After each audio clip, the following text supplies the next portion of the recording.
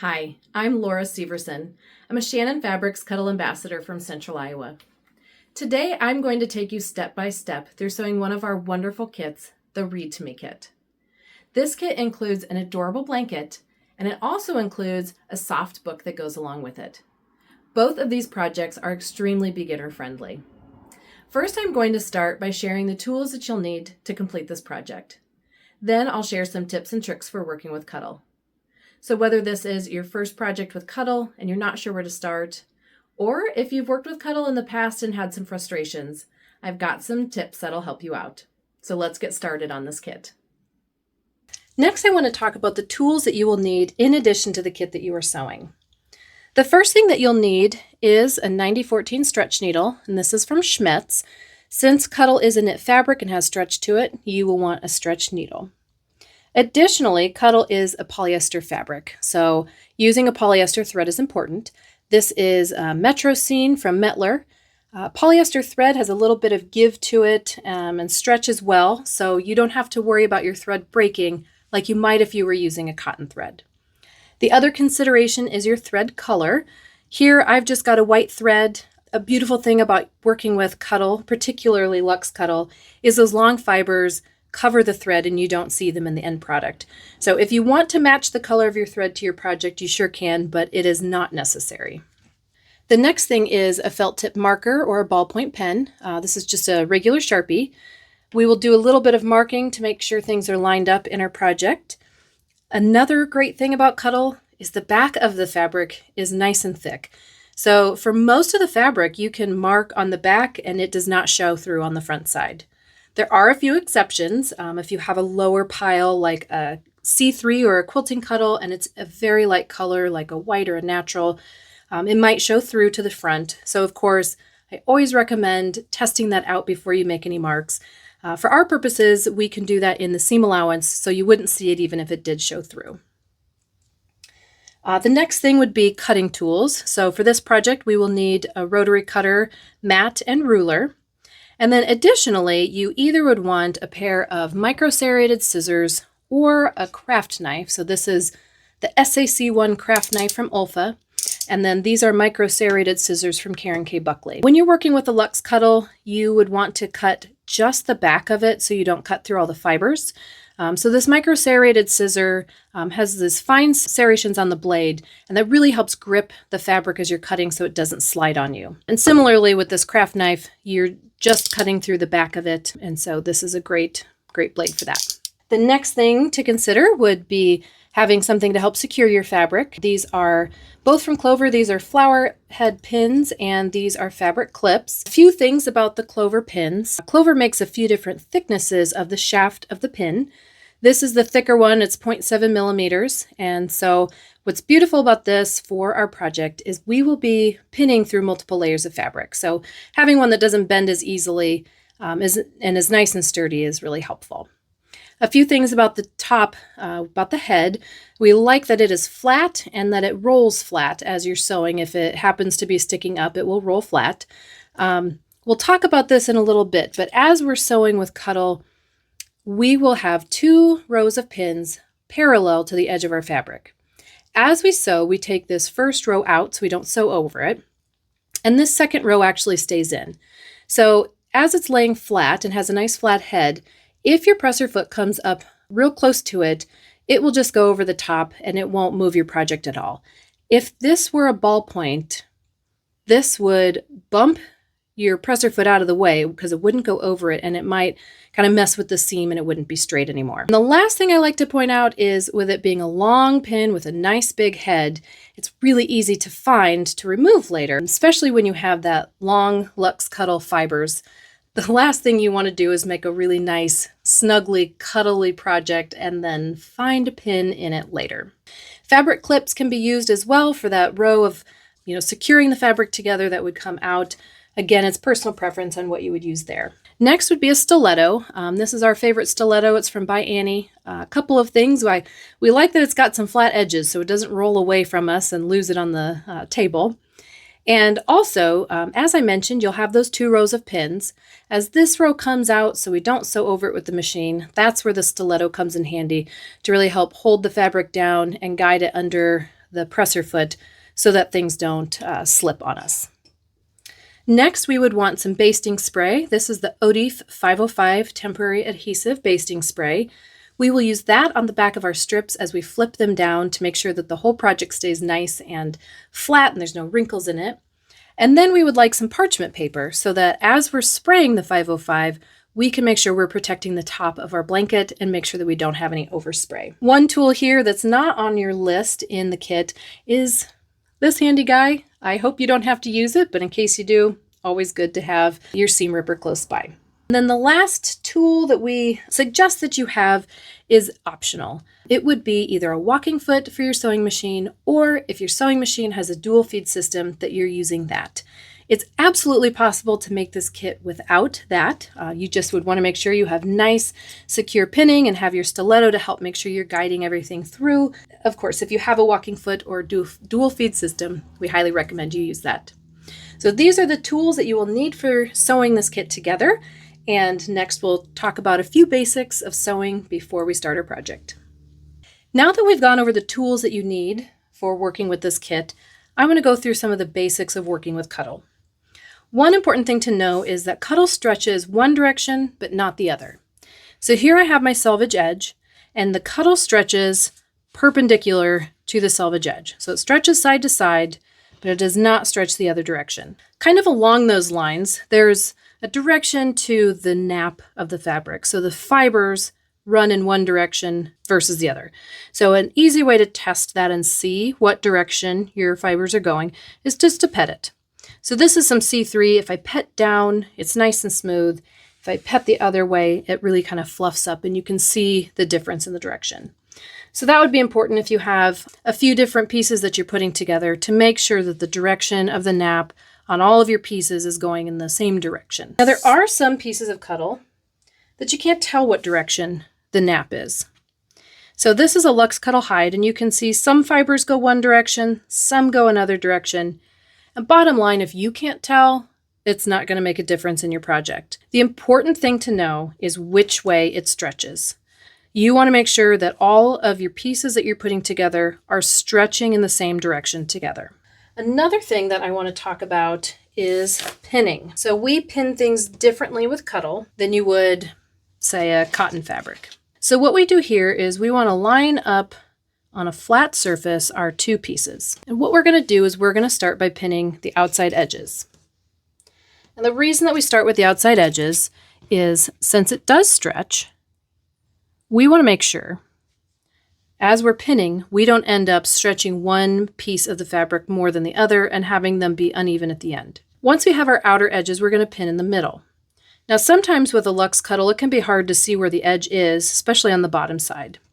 So what I like to do is I kind of pick up the two pieces between my fingers, kind of squeeze them together so I can feel where that edge is, so I know that they're lined up. So you secure it in the middle, and then in these gaps, you want to secure in the middles again. Since there's more room than just one pin would go, we're going to go in the middle, and then we fill in the rest of the gaps.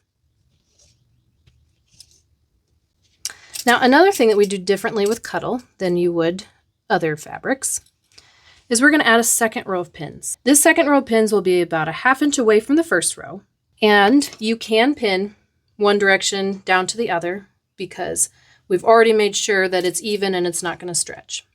This row of pins will stay in the whole time that you are sewing the seam.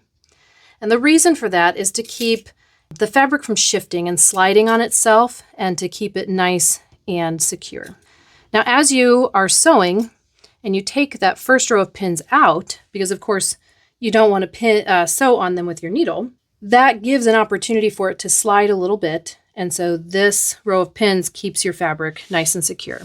As I mentioned earlier, this stiletto is a really helpful tool because as we're sewing and this first row of pins comes out, your stiletto is really helpful in helping make sure this little bit that still could slide is going to stay nice and secure. So say I've sewn up to here and I take this next pin out, that still could slide some and still could create, an issue where you get off down the road. So you can use your stiletto to kind of help hold down and hold secure and help guide up through the machine. So that is where the stiletto comes in really handy. Next, I'm going to tell you about the different ways that you can cut Cuddle and ways that you can kind of deal with the mess. So if I had, a C3 like this or a quilting Cuddle, something with a lower fiber, it's okay to use the rotary cutter. That's what I would recommend using. And, you're going to have a little bit of Cuddle dust because you're going to cut some of the fibers, but it's usually pretty minimal and you can vacuum it up or kind of sweep it off your table. Now, when you have a Luxe Cuddle, here is Luxe Cuddle Hide. Here is something with a much longer fiber. When you use the rotary cutter, what you're doing is you're just cutting the fibers, and that's what's creating the mess for you. So I'm going to show you how that looks and what you can do about it. Okay, so here you can see I've got a mess, and the more I play with it, the bigger the mess gets. One thing you can do is you can use a handheld vacuum. This is what I like to do, and you want to make sure it's one that shoots the air out the back. Otherwise, if it's shooting air out the side, it's just going to blow the mess side to side and make it larger. So what I do is if I used my rotary cutter on a Luxe Cuddle, I would cut it, I would gently pull it apart, and then I would just vacuum the edges of the fabric. Here you see I don't have any mess. I'm not shedding anything. There may be times you want to use your rotary cutter on a Luxe Cuddle, and so that's one way that you can help mitigate the mess. Another thing you can do is you could take your pieces that you cut, put them in your dryer, and tumble with no heat, just fluff them. And all those fibers will get caught in your lint trap.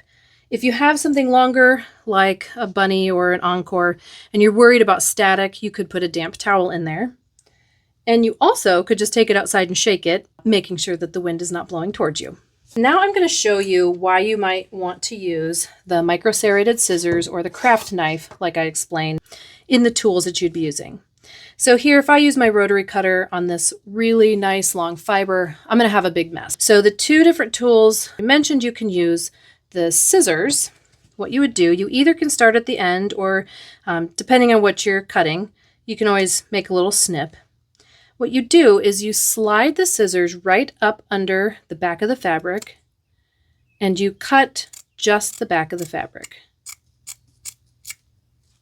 You can see here, the fibers, they are not shaking off because I did not cut them. Now you also can use the craft knife. And I mentioned earlier, you want as much of the flat part of the blade to be on the fabric as possible. So as I do that, again, I just cut the back of the fabric. I did not cut the fibers. And so I'm not going to have that huge mess like I would otherwise. The other things to mention, as I mentioned earlier about making marks with your Sharpie, this is a C3 in a very light color. Here I've made a mark, I can make another one. And as I make that mark, it's a pretty dark color.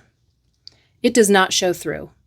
So that's where I said it can be pretty forgiving in that you're not going to see that. However, you would always want to test that ahead of time. And the last things to note would be that you're going to want a longer stitch length because you're working with a thicker fabric. And you're also going to want to have lower presser foot pressure so that you're not squeezing your fabrics together so much that they don't glide through very easily. So those are the tips and tricks for working with Cuddle, and I hope that helps make this project more successful.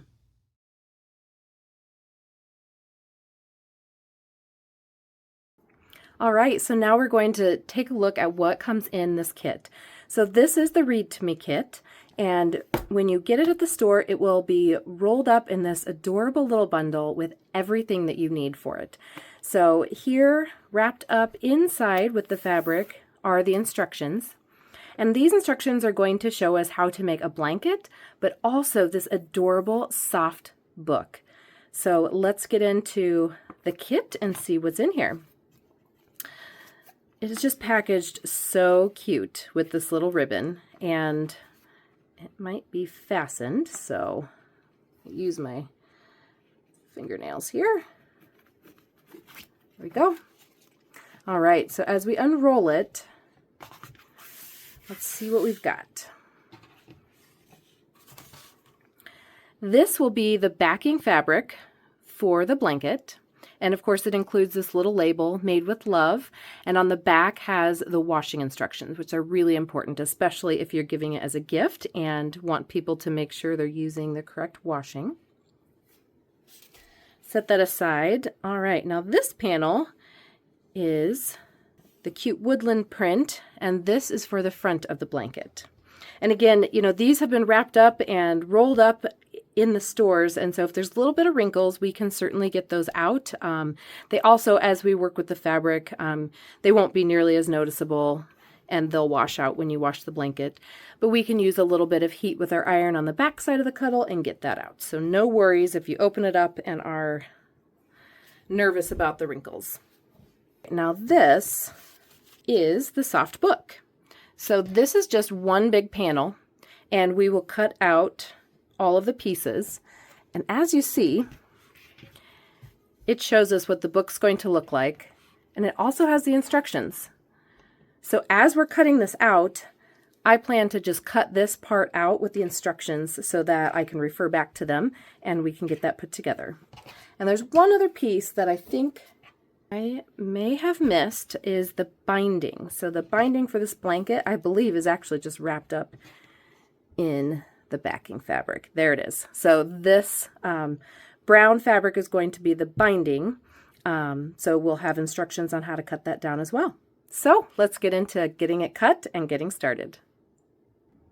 Now, as I mentioned, the instructions that come with the fabric, they actually give you a couple of different options.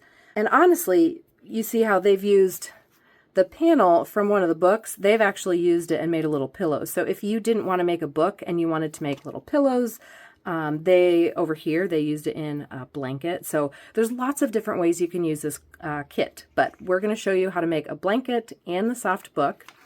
If you open up the directions first, the page you're going to see first has Cuddle Basics. So these are the tools and the tips and tricks for working with Cuddle, and we've already covered those, so I'm going to set that aside.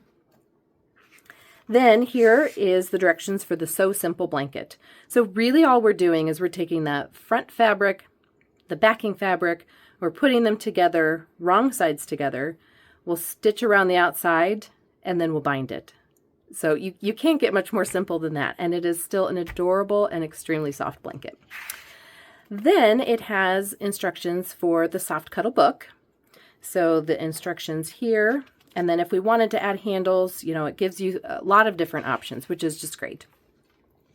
On the other side of the soft cuddle book instructions are actually instructions for making a different type of blanket than the super simple, So Simple blanket. We are not going to do this one today, but just know that there are different options in there for you, so you can certainly use those if you'd like. We are going to stick to the So Simple blanket and the soft cuddle book for today. All right, so now we're going to get our pieces, now that we've identified them, and we're going to get cutting. All right, now we're ready to get started with cutting our fabric. And what I love about this So Simple blanket is, here's the fabric for the front of your blanket. It's all one piece and we don't need to cut. So I'm going to set it aside. And again, here's the backing fabric. It's all one piece. We don't need to cut it. I'm going to set it aside. So all that's left is for us to cut our strips for our binding. So in our instructions, it says we'll cut 2 1 3/4 inch by width of fabric strips of this fabric for binding. Now, typically when it's a luxe cuddle like this, we would recommend that you use the micro serrated scissors or the craft knife. If you were paying attention earlier, I said sometimes, kind of depending on the application for that, sometimes I do use my rotary cutter if it's not going to make a difference, and I just use my vacuum to clean up my mess before I even move on from there. So that's what I'm going to do for this one. There is another blanket that we use, Bunny, for the binding, and for that I certainly use the craft knife and mark along that. But again, you're not going to really notice. It's going to be faster for me, and I have a good method for cleaning up my mess, so that's what I'm going to do. I'm going to take my fabric, and I like to put it right sides together when I cut, because with this, the fibers of this cuddle are so slippery, which is amazing when it's on your blanket, but it makes it hard if you're trying to cut from the other side. So of course, cut from the back and we are going to measure 1 3/4 inches. Let's see. I have 1. And, you know, sometimes this doesn't lay exactly straight because it shifts a little bit. So you certainly can make sure everything's lined up and shift things as needed. And then I'll take my trusty Olfa rotary cutter. So there's 1. It looks like there's going to be more than 2 strips that we could cut. And while I'm here, I actually am going to cut 3 strips. So in case I need a little extra or something goes wrong, because that happens, I'm going to cut 3. All right.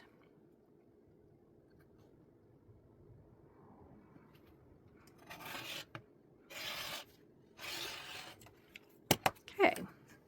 So like I said, I have a good method for cleaning up the mess that works for me. So I'm going to use my vacuum. First, I'm going to get this strip to the garbage. Then I'm going to use my vacuum to clean up the strips.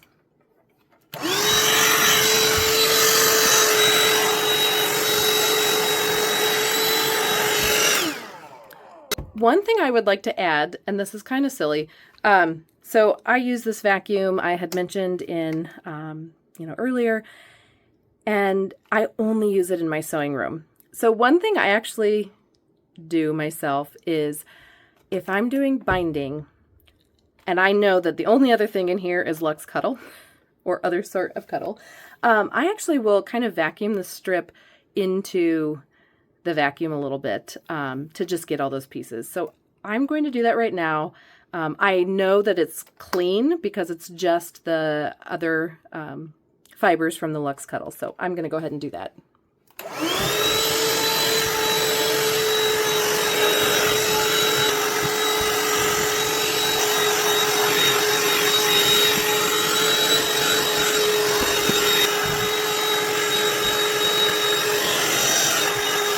Okay, so now you can see I really don't have much fluff at all that's coming off. So that's a system that works for me. You can certainly use it if you want. The other methods you could do, of course, are to cut it with the craft knife or the micro serrated scissors, and then you really shouldn't have much fibers left. Or you can take these pieces and just carefully take them to your dryer, throw them in the dryer with no heat, and let the lint trap take all of those fibers for you. But I'm a little impatient and I don't like to have to go down to another room to do that and take the time, so I just use my vacuum. But anyway, that is all we need to do for cutting. Our strips are all done. And so next what we're going to do is just sew our strips together at the machine. Before we get them to the sewing machine, of course, we need to pin them together. So here are my strips of binding. Again, the kit only called for 2 strips of binding. I had enough to make 3, so I cut 3, and I'm also just going to sew 3 of them together because while I'm here, just in case I need them, then I know that I already have them and I can always cut it off later, so I'm not worried about that. Now, the important thing with putting binding together, you could think of this like if you were using a directional fabric. Of course, you want the fibers going in the same direction. Now, this is a Luxe Cuddle hide, so the fibers go in both directions, so you're probably okay as long as, of course, you know, they're all stretching in the same direction, which of course they are here because of how they were cut. I just kind of see, in general, I see the majority of this one, the fibers going down this direction. I feel like that's how this one's going, so I'm going to take the 2 ends and I'm going to line them up. That one out of the way. So if they were to go end to end with the fibers going the same direction this way, I'm going to flip and I'm going to overlap a little bit on each side. That just helps make sure when I flip everything is lined up well. So I'm going to sew from this corner to this corner where the 2 fabrics meet. And I like to pin one on each side, which also helps me remember which way I'm sewing, because I would hate to sew this direction, it flipped the wrong way, and then have to start over. All right, so now I'm going to take the second strip, get to the end, and then the third strip. And again, like there's a quite a bit of it here where I can't tell which direction. And then here I've got a big space and it looks like the majority of the nap is going down. So I'm going to say that this is the same direction. Again, I line them up end to end. I flip them over, overlap a little bit, and then pin. So next we will stitch these, we'll cut off the excess, and then we'll be ready to start assembling the blanket. Okay, now we are going to get started sewing by putting our binding pieces together. So on my machine, I have a dual feed system, so this acts like a walking foot. So I'm going to utilize that. Again, this project is totally doable if you don't have that. I just would recommend at that point that you're using your stiletto to really help guide your fabric, that you're double pinning and you're taking it slow. I'm going to do a locking stitch at the beginning here, sew to the end, and end with a locking stitch, and I'll do that to both of my strips.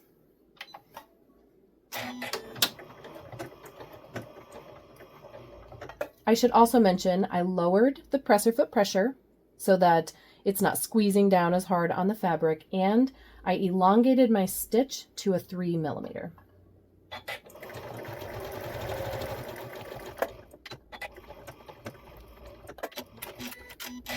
Okay, then in this tangle we find our other one, and we'll put that one under the machine.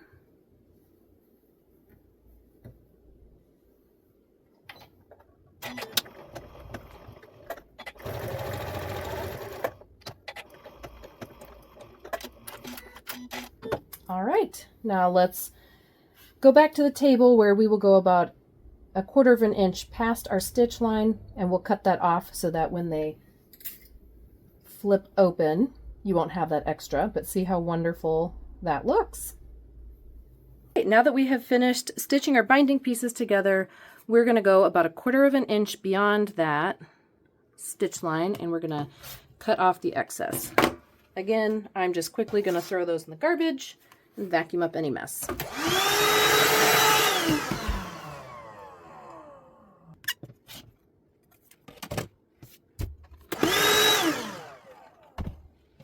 Now you will notice that there are dog ears that kind of stick off. So I'm going to grab a pair of scissors and snip those off so that when we are binding, those don't stick out. So I'm just going to roll it open so I can see where that dog ear is, to snip it off. The same with this.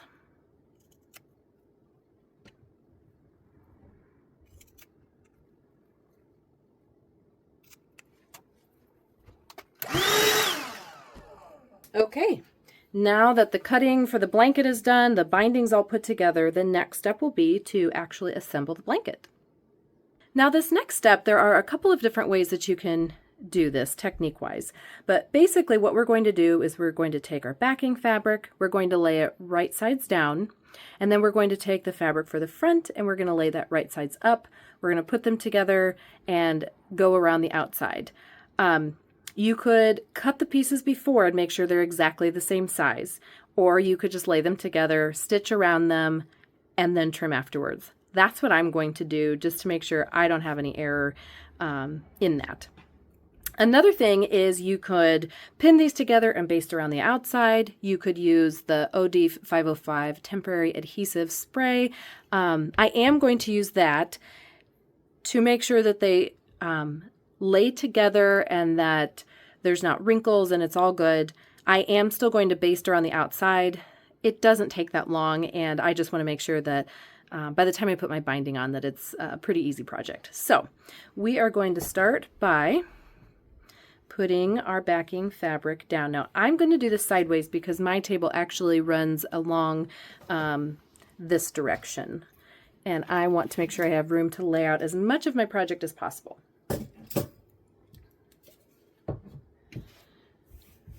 So my whole blanket doesn't fit on my table, but I'm only falling off by about 1 inch or so to the side, so I think that'll be good for getting started. Now I'm going to check the direction of the nap of my fabric for the back, And again, this is a luxe cuddle that the fibers are running different directions, but I feel like in general, it's kind of running down. So this would be the top of my blanket and the bottom of my blanket would be to the left. So I'm going to lay that all out smooth, and then I'm going to take the fabric for the front. I just love these woodland creatures. They're so cute. Going to line it up. It looks like they're about the same width, which would make sense. And they're about the same length. So I am going to spray a little bit of temporary adhesive spray, but I'm not going to spray the entire back like I would if I were doing a stitch and flip blanket. This is just to kind of help me make sure my corners and edges are smooth, and then I'm going to put a few pins in. So yeah, give the sky a little bit of a shake.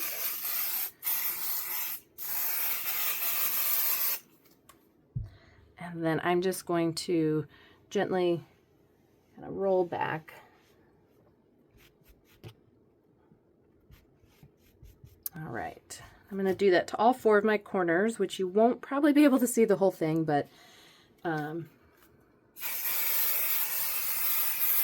right now I'm spraying on the back and not the fabric for the front because I don't have a piece of parchment paper out right now.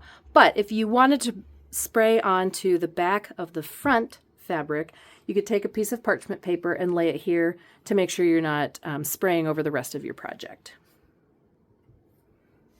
Okay, smooth that out, and I'll do my other 2 corners.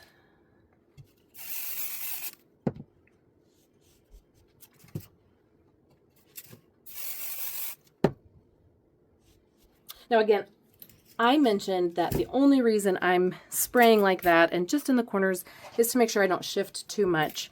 I am going to put some pins in, but since I put that basting spray down and since I don't have right sides together, it's not going to be as slippery as it would be if they were the slippery, you know, the fibers right sides together. So given that, I am not going to double pin. I'm just going to put some pins in every so often to help keep it from shifting on itself. So those of you who are not as comfortable with Cuddle or have a harder time with keeping it from shifting, this is a great blanket for you because it takes a lot of that stress out of it.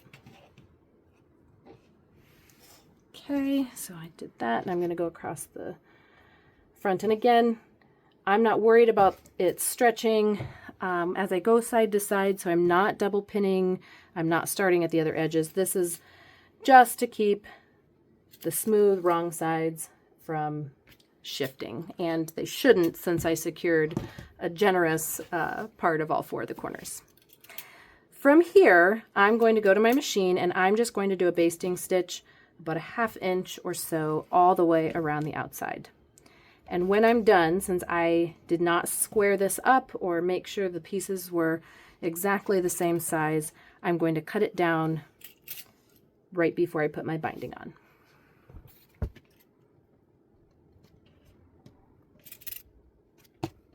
All right, let's go to the machine. Okay, so we are just going to do a basting stitch all the way around the outside. I'm going to move up to a 3.5 millimeter just because that's all we're doing is we're basting. I'm going to use the front of the blanket as my guide because the backing fabric is a little bit longer and that's what I'll be cutting down. So we're just going to go around the outside real quick. And as I say real quick, take your time. Don't want to rush anything. Use your stiletto if you need, but again, this should be pretty simple. I tried to keep my pins not super close to the edge. I'll still have to remove them, obviously, but I'll be able to get a little bit closer to them.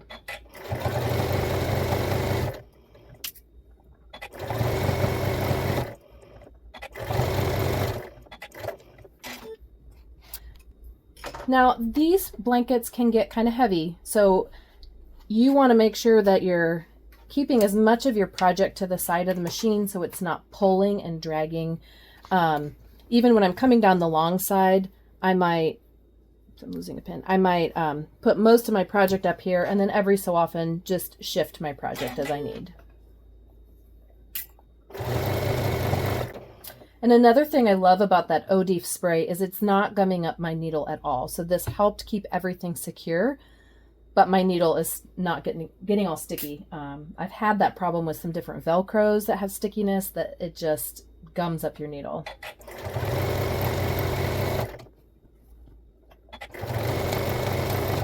And as you need to stop and shift, just take your time doing that to make sure that things come out okay.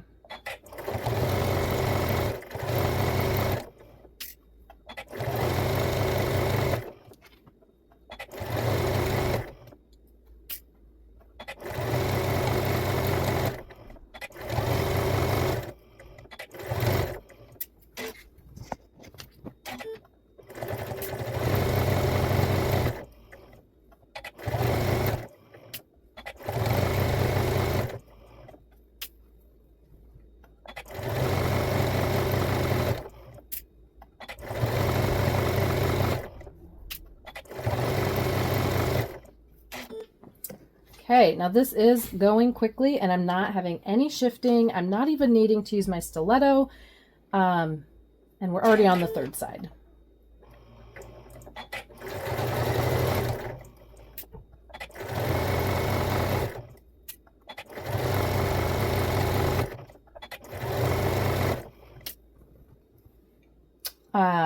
Yep, almost to the left side.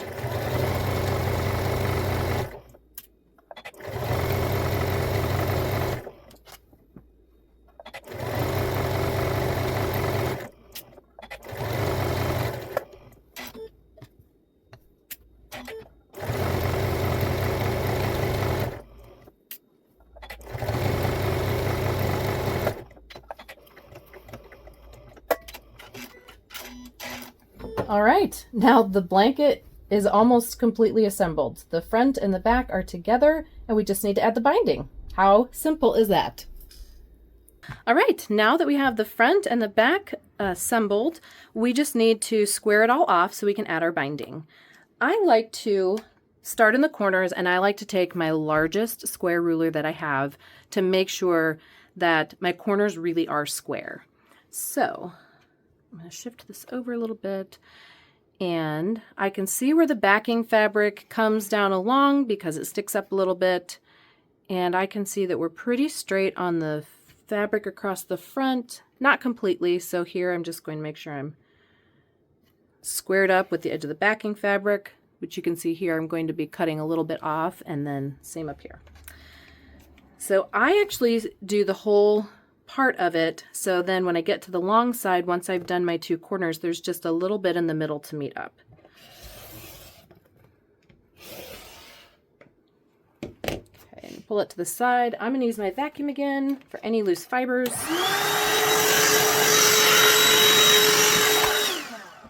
Just makes that easier. And another thing about the size of this blanket is great is I can use the same ruler. This one looks like it's a 15-inch ruler.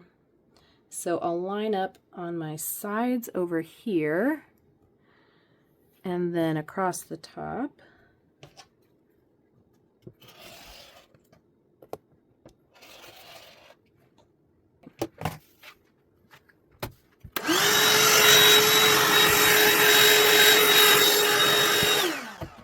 Now I'm going to flip it around. I'm going to get those fibers too. I'm going to flip it around and do the bottom, and then I will come and finish up the sides.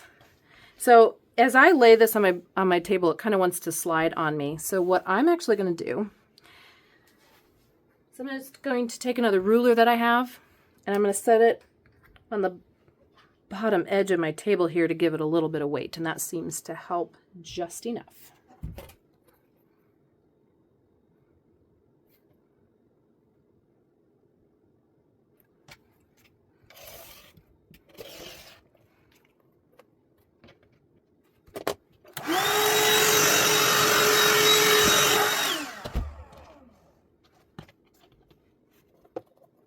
And again, here I actually see that my backing fabric is a little bit further in than the fabric on the front, so I'm going to line up with that edge.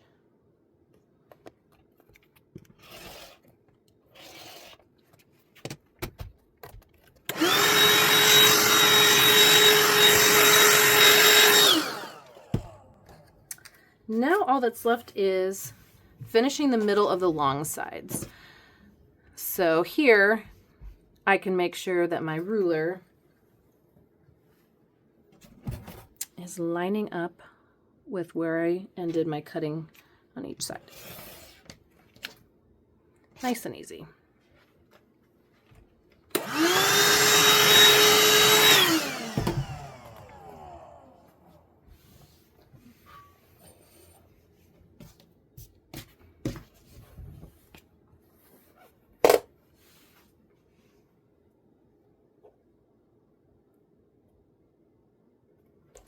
Okay.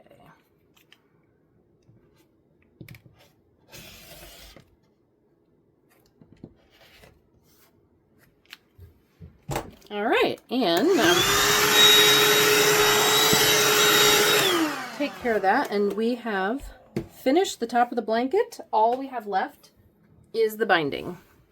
So how adorable is this going to be? All right, let's get ready for the next step and get our binding on. All right, now it is time for the binding. So we are going to find one of the edges of our binding, and we're going to start on a long edge, so one of the sides of the blanket. First, I like to keep at least like 10 inches or so that I don't sew to the blanket. So I'm going to find about halfway up the blanket side, and I'm going to put, actually I'm just going to put a pin in here so I know I'm not sewing to the left of that. And now that I have this way, I'm going to start on the back. I'm going to attach my binding to the back and then roll it over to the front. So this is about halfway down the side of my blanket. That's where I'm going to start. So I'm going to set that pin in there perpendicular so I know that's where I'm starting. Okay, so now this is just like any other regular binding. We're going to lay it along the edge. We're going to pin, and we are going to double pin because now we are right sides together. These luxuriously soft fibers, which we love for the blanket, make it a little more challenging when we're sewing and they're together. So we're going to use our tips of double pinning, and we're going to stop at the corner. Now we're also going to stop where we have about a ½ inch from the corner so we can stop and angle off, and that will help with our mitered corners as we keep going. So I'm going to start and get double pinned.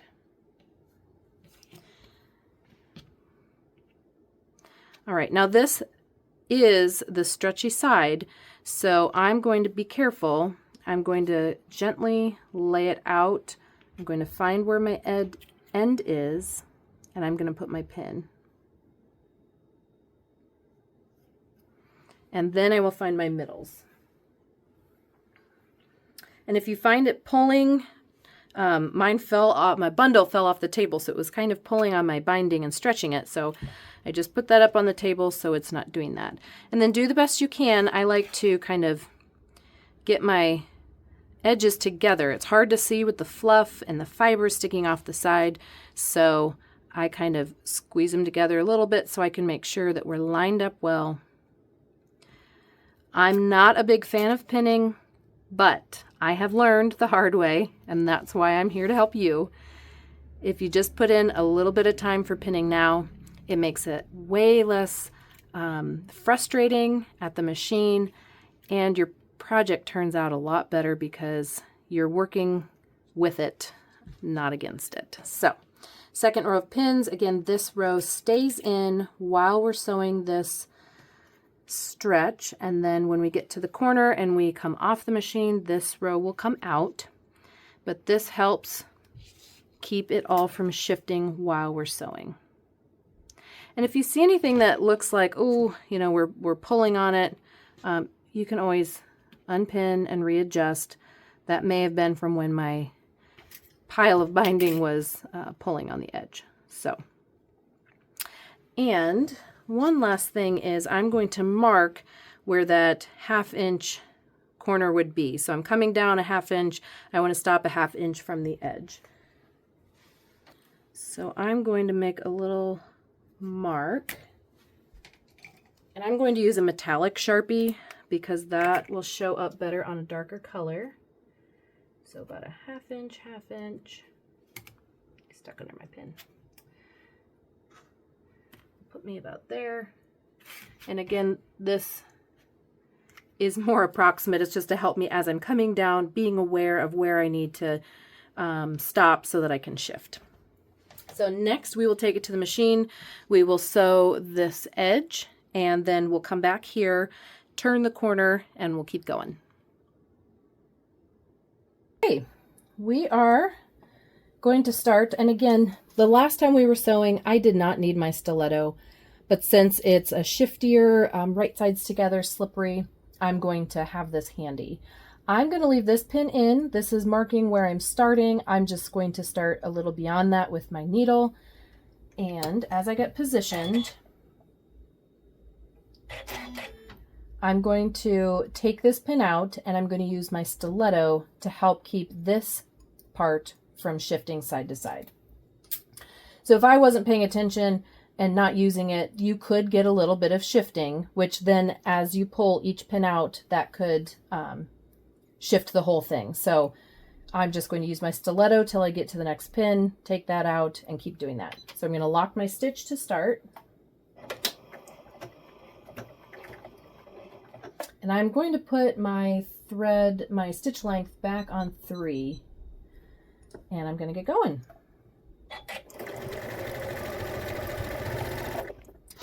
Again, this first row of pins comes out, and if at any point you feel like things are moving or shifting and you're nervous, just stop with your needle down and take that opportunity, lift up the foot if you need, and just get yourself situated so you can keep going.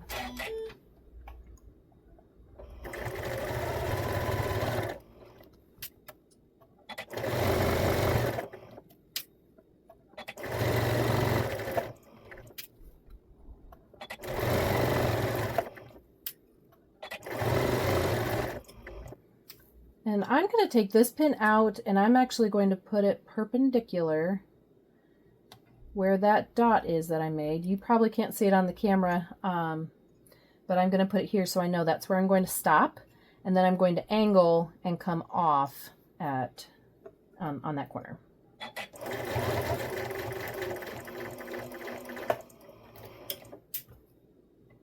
Okay, with my needle down, I'm going to lift my presser foot, turn my whole project so I'm coming off the edge to the corner.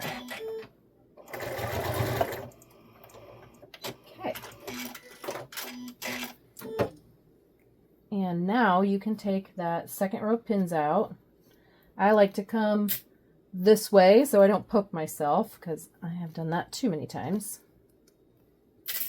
And when we're all done, what we'll do is we will roll over to the front and then we'll secure it on the front. So it's looking great so far. Let's go to the next side. All right, now that we have sewn that first little bit, we are going to come turn the corner and go down the bottom of the blanket. Actually, the top of the blanket.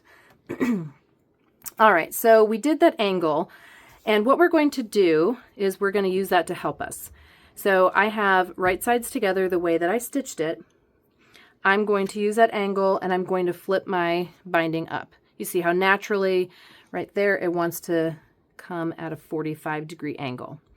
I am going to take a little pin and right over here where I'm not going to be in the way of my needle, I'm actually going to put that pin in here to hold it to make sure that I am straight. So I want the edge of my binding to be straight with the edge of my blanket, and then I'm going to just flip it back down on itself, right sides together. We want the edge here where we turned the binding to be even with that first edge of the blanket. So you see here we're even and even. So I'm going to put one perpendicular here just to help hold everything while I get moving down the side. So from here we're going to do the same thing we did on the other side. We'll go completely to the end and we will double pin the binding on. And again, just take a nice flat surface. And see, I'm going to be close to the corner with that, but we'll be just fine. I'm going to lay this all nice and flat. We're not pulled, we're not stretched, and I'm going to put a pin in the other side. Then I'm going to come back to the middle of my blanket, about here, and then I'll fill in my middles from there. So the middle of this section, the middle of this section, and then the middles here. If you are newer to working with Cuddle, especially Luxe Cuddle right sides together, I would say to put a few pins in that area. If you are confident and you have the use of your stiletto and a walking foot or the dual feed system, you probably are okay with one less. But again, taking the time now to pin and to get things situated the way that you need will take all of the frustration out later and will help your project turn out better. Now remember, I had this pin down under here. I'm just going to take it now that I have it secured over here, and I'm going to transfer it to the front so I don't forget it's in there. And then I'm just going to double pin my way across.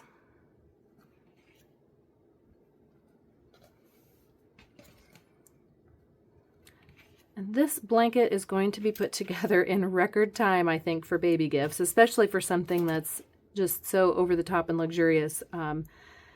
This is just a great kit.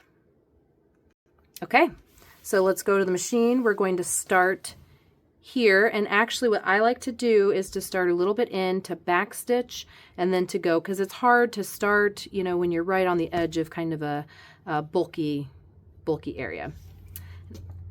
Actually, I forgot, I'm going to mark that corner. And then I will go to the machine.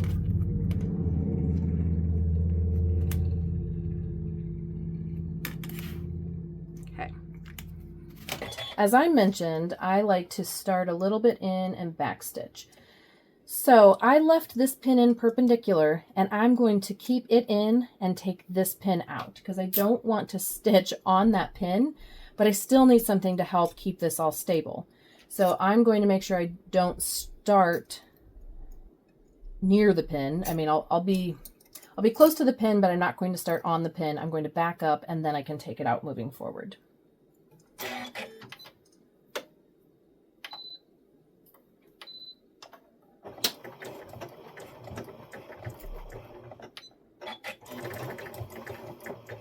And I take that slow, I get right off to the edge, take that pin out, and then use my stiletto to help.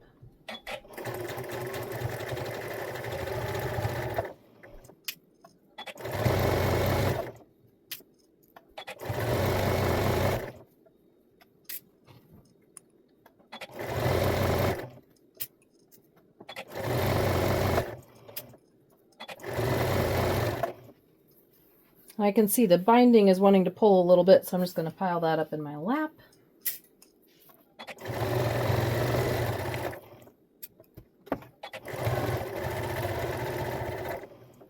And I'm almost to the corner. And again, remember, here's my spot. I'm going to take my pin, put it perpendicular so I know where to stop and angle to the edge. Okay, I'll take that out and I'll angle. All right, now it's time to pin the third side, and we're over halfway done. So before I get going on the next side, I wanted to show you how that technique on the corner turns out. So what we'll end up doing is rolling all of this, get that up there, rolling all of this binding toward the front and securing it. And so what that did was it gave us a really nice mitered corner. So if I were to pin here and then roll over that on the back side, it's just perfect, and it just helps it flip over to do a mitered corner nicely. So that is why we do that technique. And from here, it's more of the same. We're going to get our corner lined up and then pin down the edge. So again, making sure everything's lined up. I have a nice 45-degree angle here. I'll put a pin in. And if it sticks off over the edge, that's fine, because it'll just, again, help kind of hold things in place here as you roll it forward. Now this one is a little, it's the longer side, so if you need to kind of gently lay your binding out and you get about halfway down the blanket and you don't have room to do the whole thing in one step, that's fine. You could kind of go about halfway down where you know you're not pulling and stretching. You could put that in as if it were kind of your edge and secure, and then you could go from there to your actual edge. Make sure you're not twisted. That would be really frustrating at the machine when you realize that. All right, so we'll go from there, making sure it's just laying flat and I'm not pulling it. And I'll put my pin in here. And as long as I have a big gap, I just keep going in the middle and going in the middle until I can fill in completely.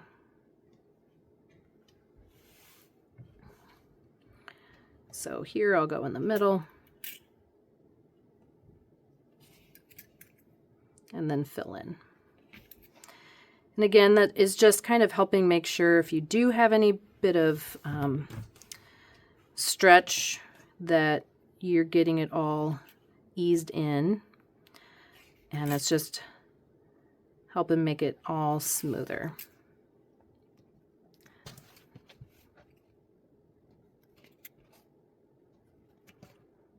And again, I'm going to put one in parallel, but I'm going to leave him in perpendicular.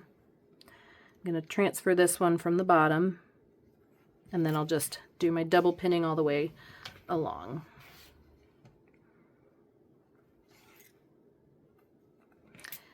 Isn't it amazing how fast this blanket's coming together?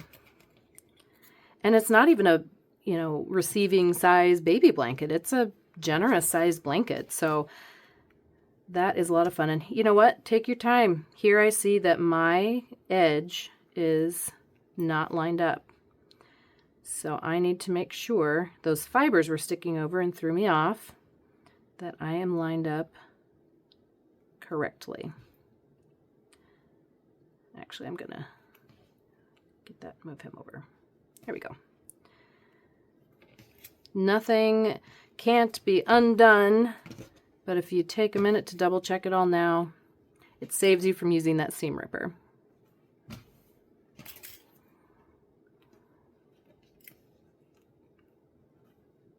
Double check there. Yep, I'm a little off there because of those fibers.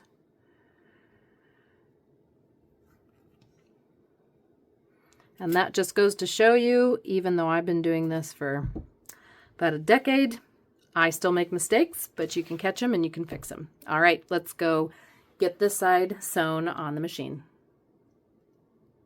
Okay, this is the third side. And again, I'm going to take this first pin out. I'm going to start a little ways in near that perpendicular pin. I'm going to start by backing up to the edge. And that one I do like to do slowly so that I don't come flying off the edge. Use my stiletto guide. Another nice thing with the stiletto is you can see I've got some fibers sticking off on the side, so I just use it to kind of fold those back under so I can see very clearly that my edges are lined up, and then I can hold it. And since I did seem to have a little bit more trouble with this particular one, I'm just going to take my time and double check that as I take each pin out.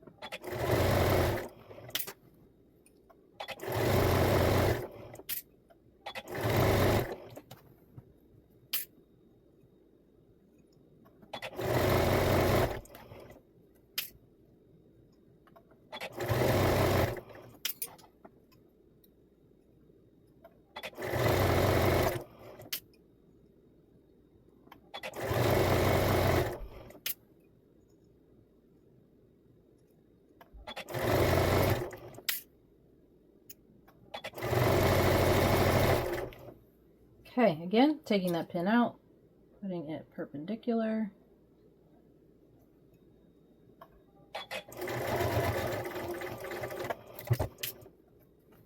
And turn my project. All right. Let's get going on our last full side before we end up connecting the ends and finishing it off. All right, this is the last full side before we end up connecting the ends of our binding. And you know what? This is where my last piece is. So I'm glad that I used the 3 pieces of binding because it looks like I will need it. If I had done something different with the blanket, I mean, I could even make a smaller blanket out of this if I wanted, in which case I wouldn't need all of it. So, all right. And again, we'll just do the same. This is the short side, so I can do it all in one step. I'll just gently lay this all out. Make sure the bottom of your tail is not pulling and stretching so that you're nice and flat and can put that first pin in the end there.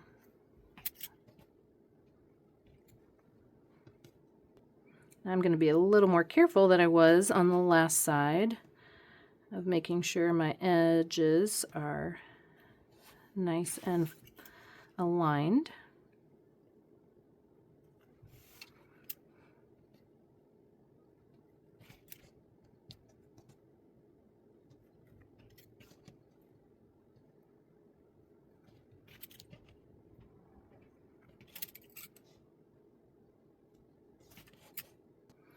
And you know, even if you're kind of overlapping on those pins, that's okay. It's better to have too many than not enough, especially when you're working with Luxe Cuddle right sides together. All right, double pin across, and then we're ready to hit the machine again.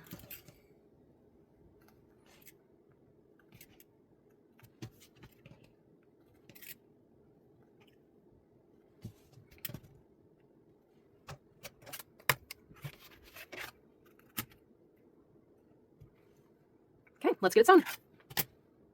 All right. Again, starting partway up here by that perpendicular pin, take out the parallel pin, back up to the edge, and sew down the side.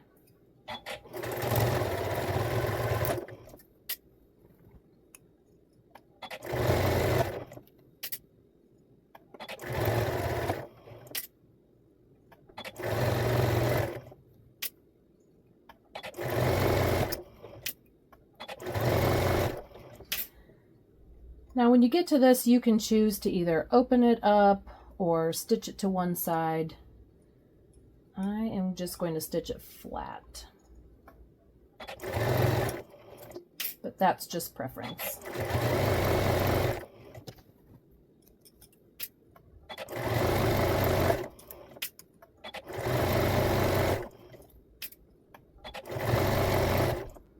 Okay, take this out, move it perpendicular to about where I want to pivot.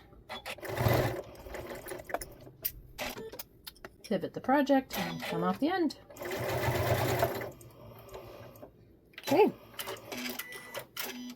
On to the last side, which is already halfway done, and we will sew just a little bit, and then we will get the ends to connect and finish it off. Right. Last time we'll be doing this technique. Get a nice 45-degree angle. Put that pin in and fold down.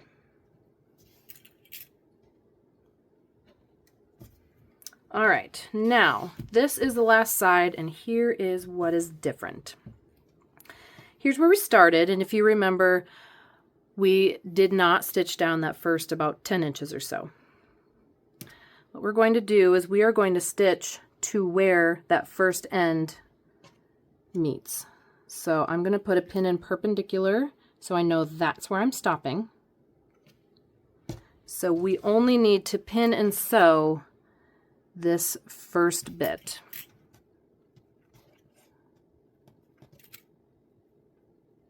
Then we'll transfer that pin to the front. Okay, so again, all we're doing is we're sewing from the corner to here. We are leaving a nice generous gap here of about 10 or so inches that we will utilize to connect the two pieces, and then once we've done that, we will finish sewing it all the way to the back side. So let's go to the machine and sew this little bit. Okay, you know the drill. We're going to back up, leave that first pin in, take this one out.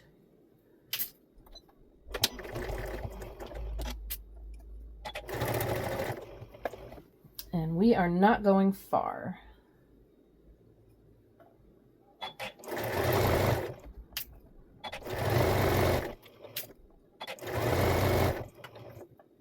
And we're stopping here. We're not angling off. We're just going to use a locking stitch when we get there.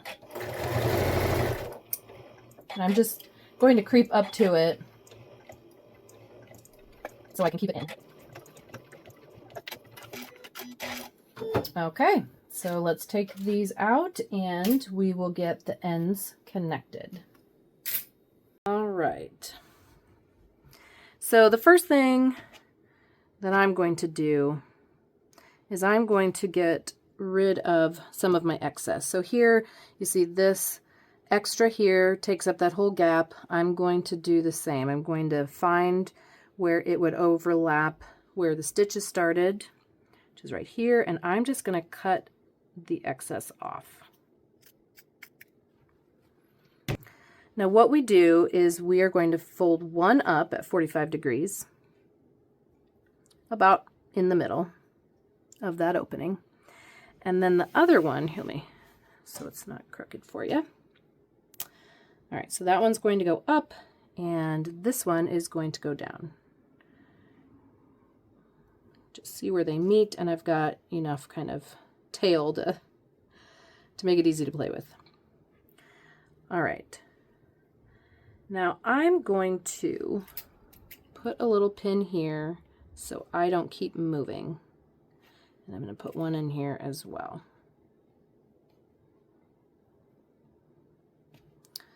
So where they meet, I'm going to take a ruler. And I'm going to use the 45-degree line here to help me out. So where they meet, I'm kind of butted up against that. See that? And I'm going to make a mark. So that's where they'll be sewn together. My biggest problem with binding and connecting at the end is making sure I know which way I'm sewing. Okay, so there's that one. And I'm going to do the same thing here. Use my 45-degree. I'm going to use that on the top here where they meet. Try and butt it up against it well. And I'm going to make my mark.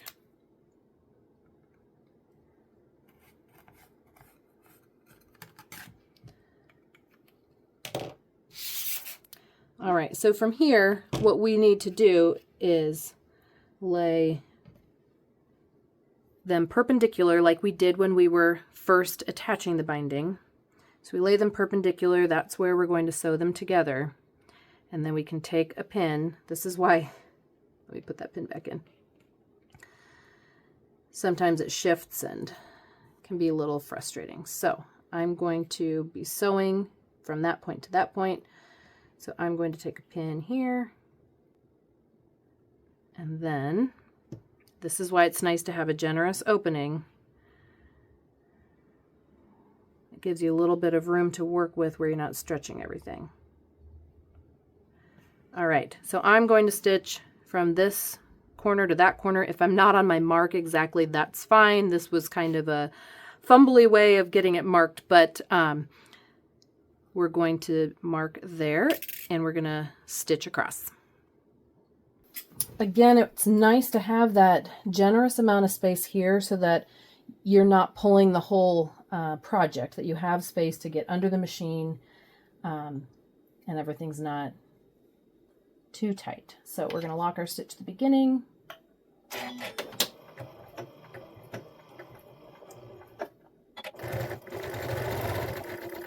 the end.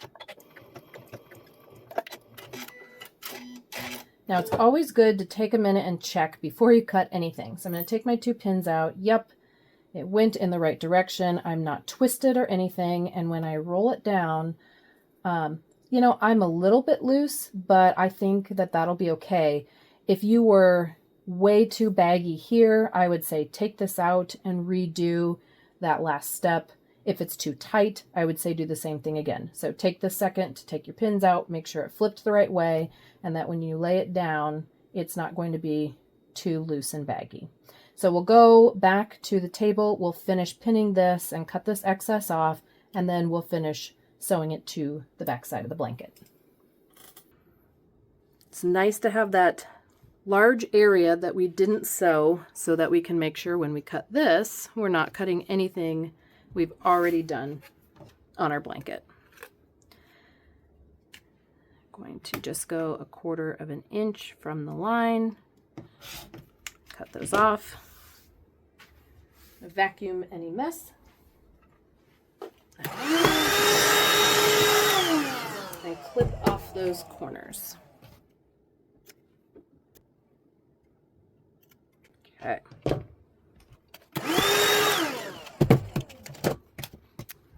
Now we will simply pin the rest of this on there. Like I said, I think we're okay. It's a little baggier than I would prefer, but I think it'll be just fine. And the way that we pin, you can kind of ease that in anyway, which is really helpful.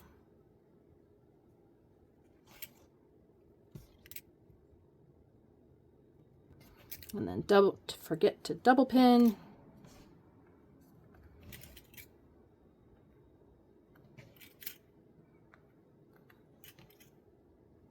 And all we'll do is we'll start with a locking stitch here, stitch to here with a locking stitch, and we'll be ready to flip to the front. Last little bit, I'm going to overlap a little bit with my locking stitch.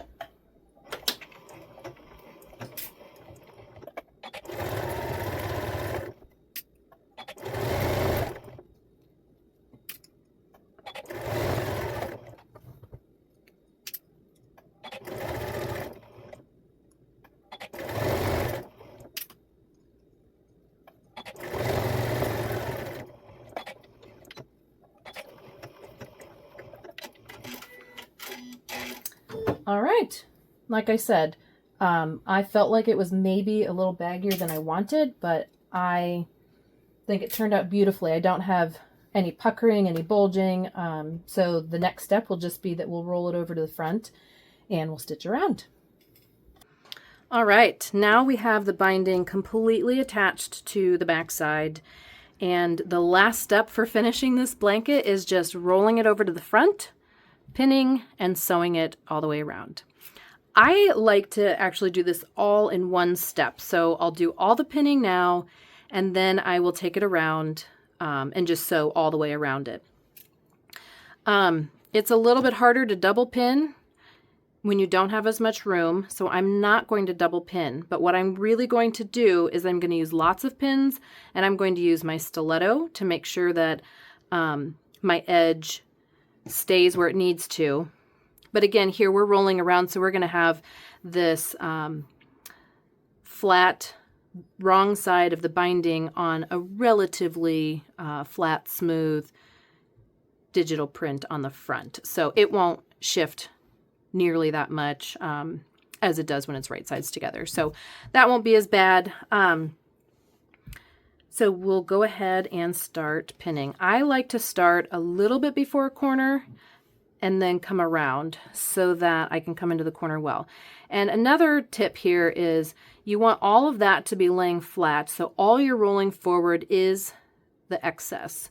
If you were to just, pull it forward, you could pull that forward, and then it would look really funny on the back because your binding wouldn't be showing evenly. So just make sure that your seam here is kind of pressed down when you roll it forward.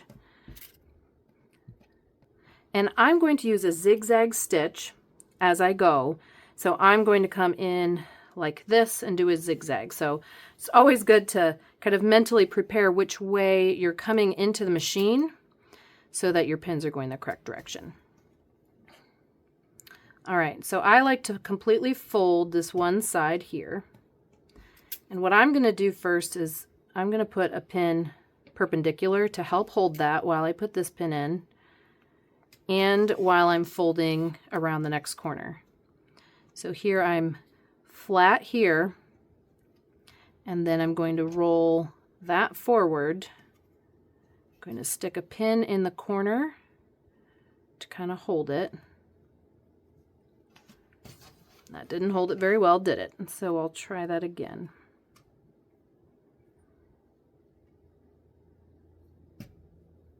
And you know what? Sometimes I like to come down and get that first pin along the side in.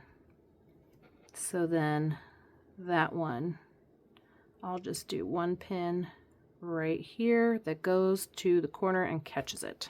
There we go. All right, so again, takes a little bit of time with the pinning, but it makes it less frustrating in the end to make sure you have ample number of pins. And this is another reason we love the clover, the long flower head pins. It's nice that they're long because I don't have to put as many in. And these big heads, you can see how I can see where they're at, and I'm not going to lose them when I'm sewing. When I'm sewing, I don't want to hit one with my needle. And when I'm taking them out, I don't want to forget one in my project. So just another reason we love these. Coming up to the edge.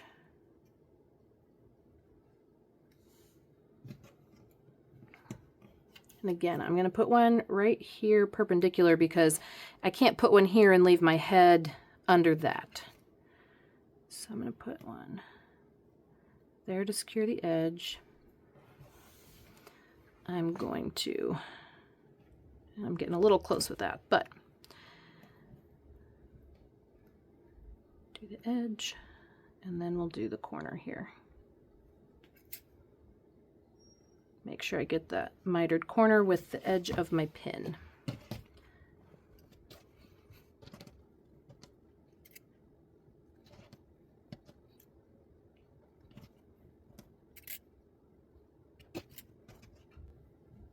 And if you find that you don't have enough pins to go all the way around the outside, I think it's better to use as many pins as you can and maybe do two sides and get that sewn. Maybe come just around one of the corners before you stop, but get that sewn and then keep up the process. I think that would be far better than trying to get all the way around the outside without enough pins. So I think I have enough, but we'll see. And when you come to the areas where you had the seam for your binding, if you notice that there's any of those little dog ears still sticking past, if you forgot to do that earlier, you can certainly take time to do that now. That one should be okay, but I can't quite tell. So I'm just going to clip a little bit more of it off to make sure I'm safe.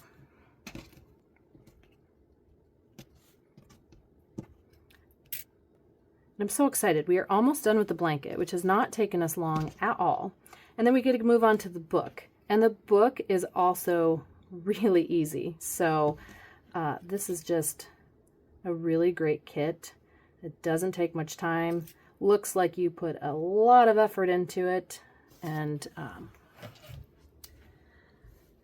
so this will be great. Okay, I'll take that one out. Get the next corner here. And then I'll fold down.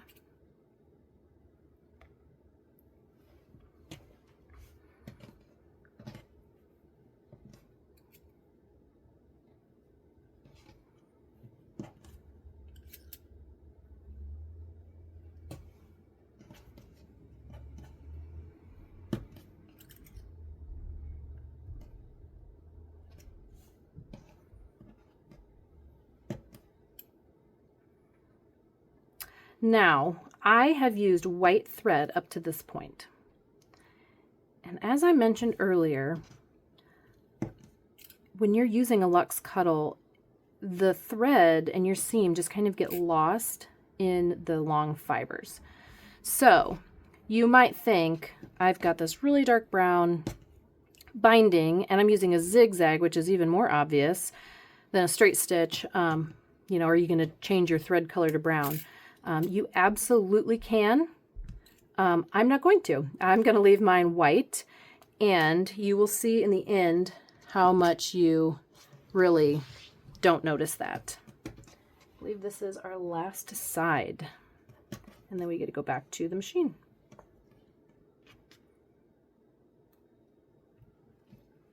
My weight of my blanket is pulling.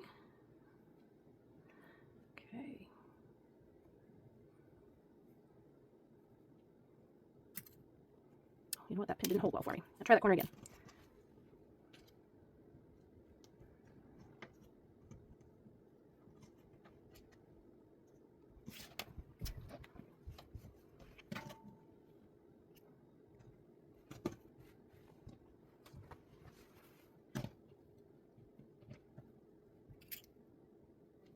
And you know, I feel like I almost could be using more pins than I am.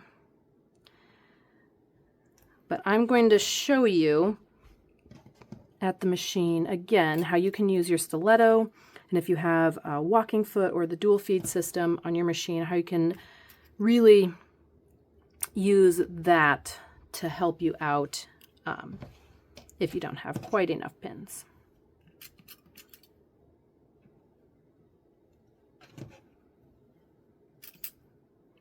Here we're coming up on where we started.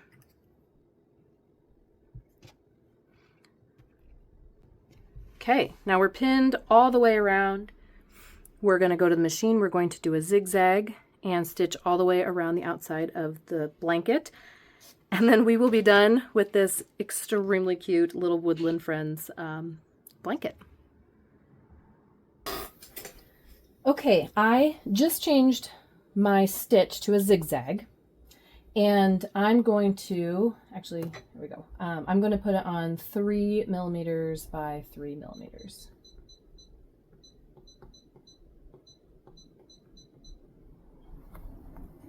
I'm going to start partway down one of my long sides.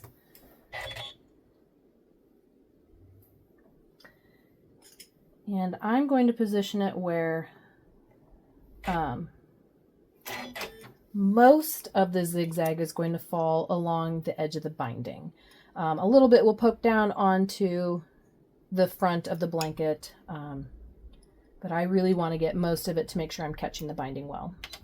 So lock stitch at the beginning, and we're going to go all the way around the outside of the quilt.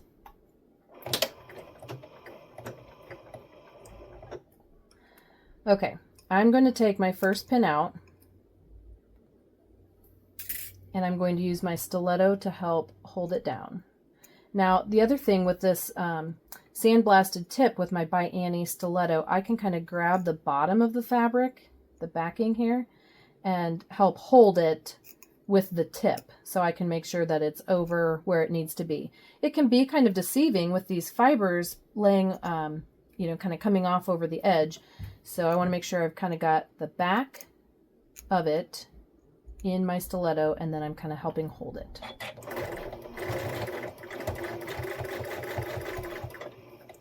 Take your time. Now as you come up, you can see the pin head, so I know my pin's close to my presser foot here, so I'm going to start to take it out.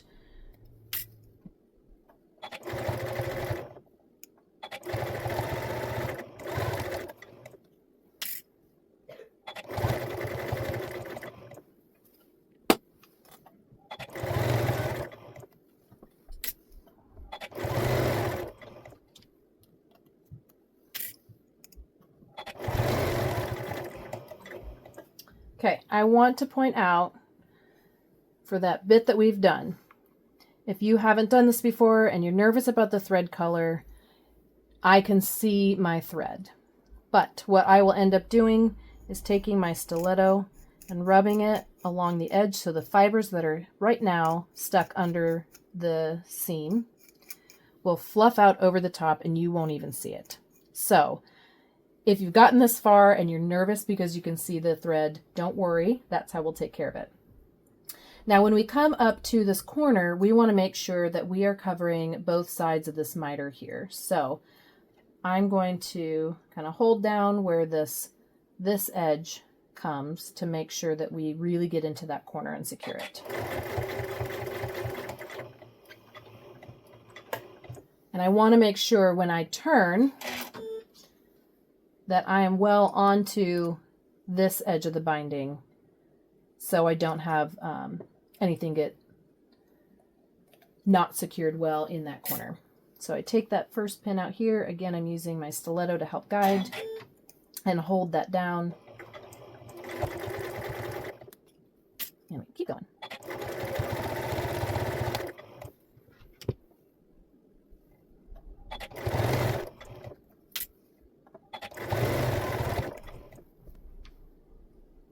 And anywhere that you maybe have thought, oh, my pin didn't work well for me, or I should have put another pin in, just take time while your needle's down to adjust it the way you need. Use your stiletto to help, and then keep going.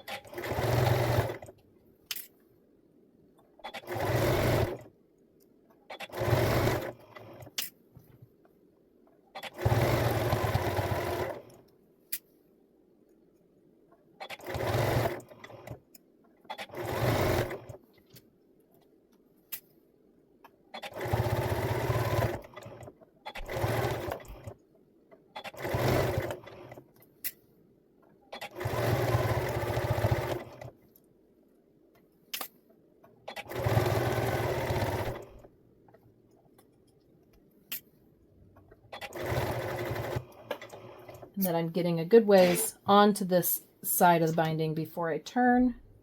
So when I come down, I know that I'm catching it, especially on that corner.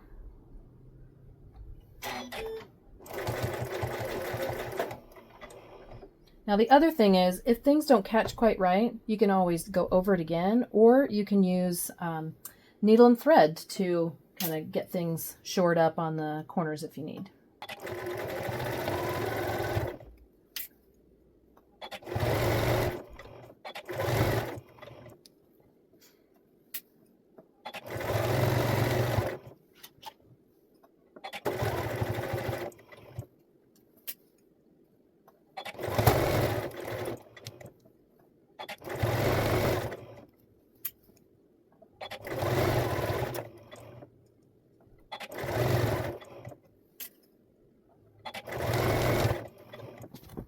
All right, we're getting close to the edge of the long side.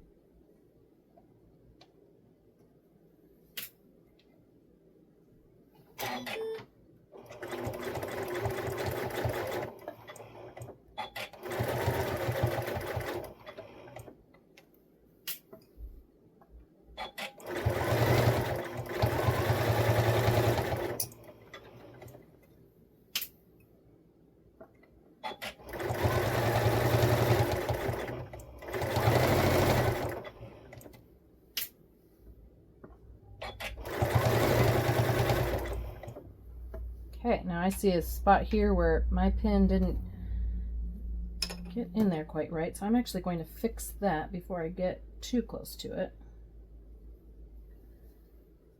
Because when I take this pin out, that gap would have been even larger. Ah! I need bobbin thread. All right, I'm going to cut that. Change my bobbin.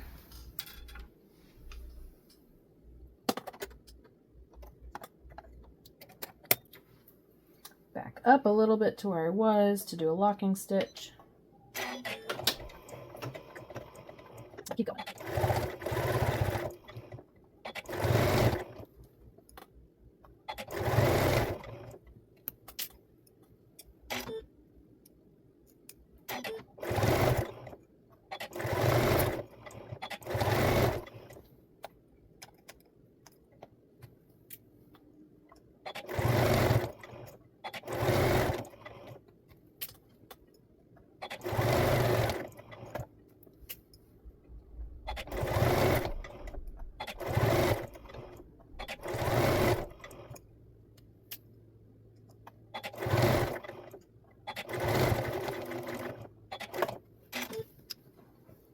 Okay, this is our very last side, and then our blanket will be done.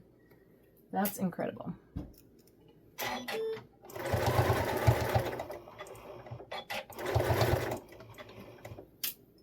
And again, as I come on, large gaps here, I'm just continuing to use my stiletto to grab the back and to lay it down and hold it.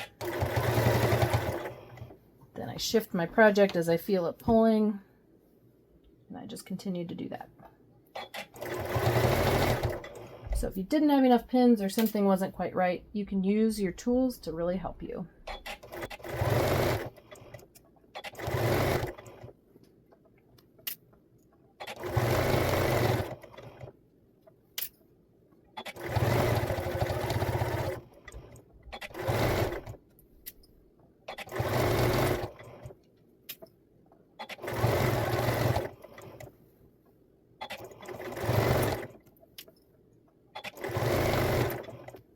Right, we're back to the beginning.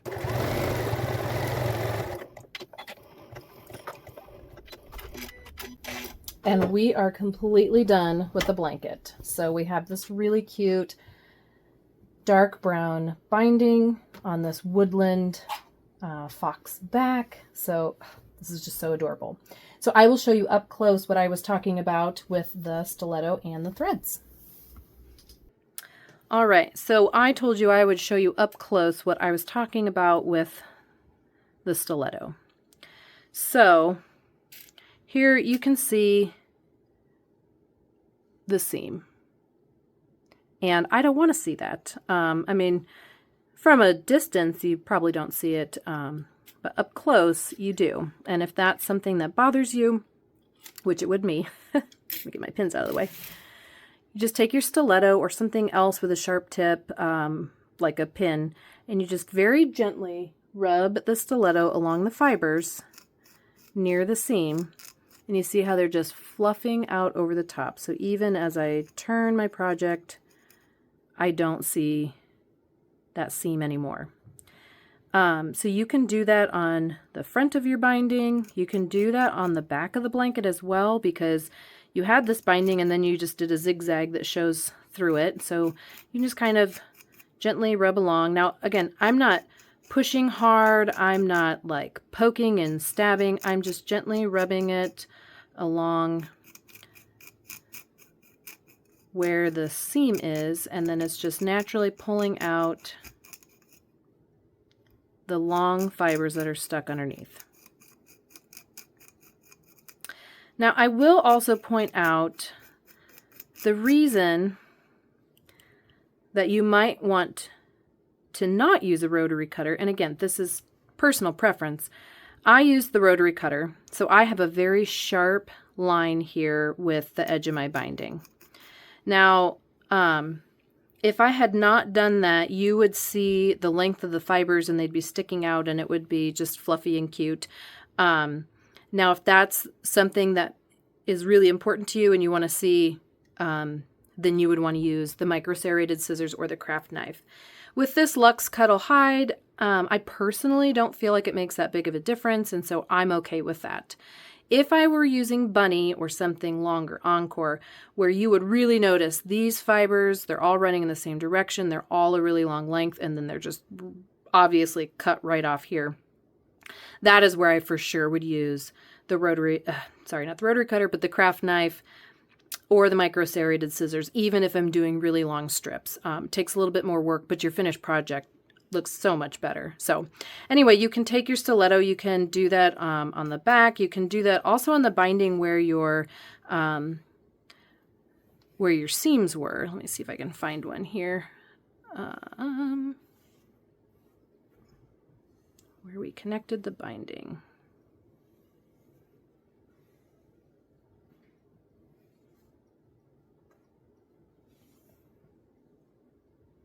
Golly, if I can't find it, then it's not anything you have to worry about. But where you connected the binding, that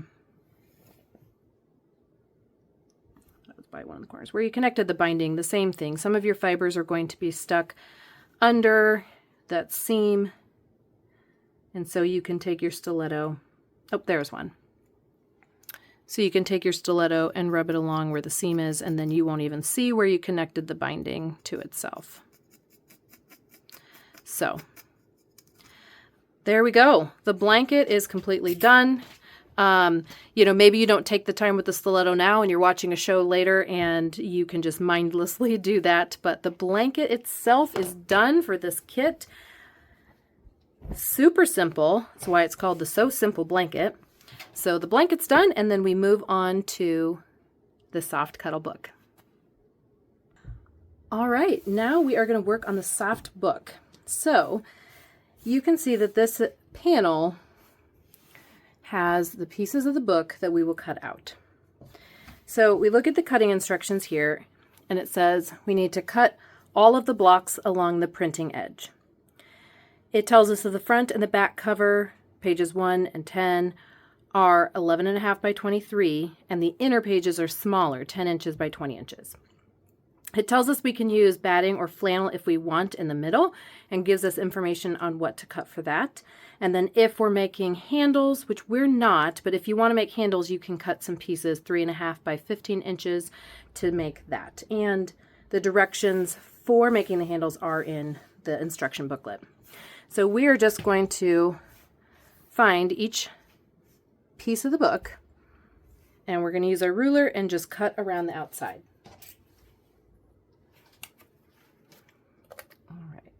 So these are not perfectly straight, and that's fine. Get as straight as you can. If you have a little bit of white sticking in your seam allowance, that's fine, because it'll be hidden in your seam allowance in the end.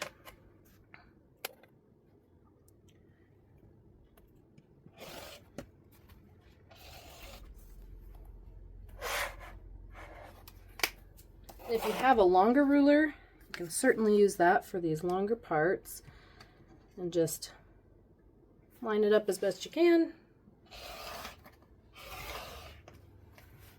Okay, so there is our outer cover, and then pages 1 and 10, which will go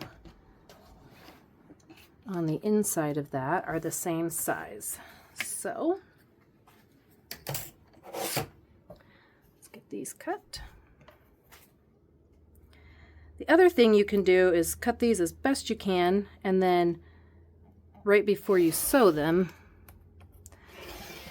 set the ones that will be sewn back to back together, and make sure that they're lined up with each other so it's easier for sewing. So that's what I'm going to do. Okay. Again, I'll use my longer one for this stretch here. Kind of line it up so that I know I'm even side to side, even if I'm not along the edge. Okay.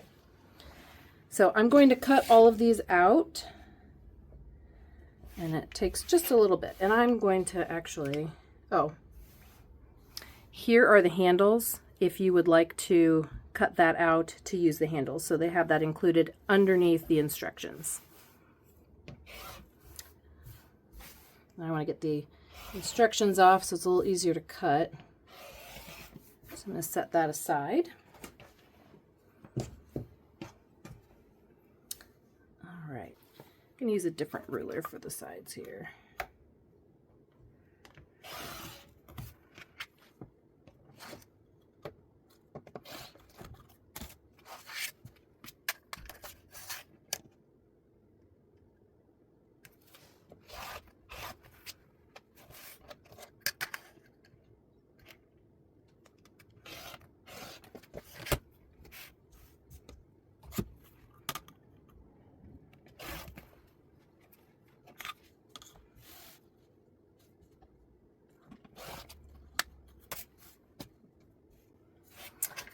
All right, and again, these have been rolled up for a little while they were in the stores.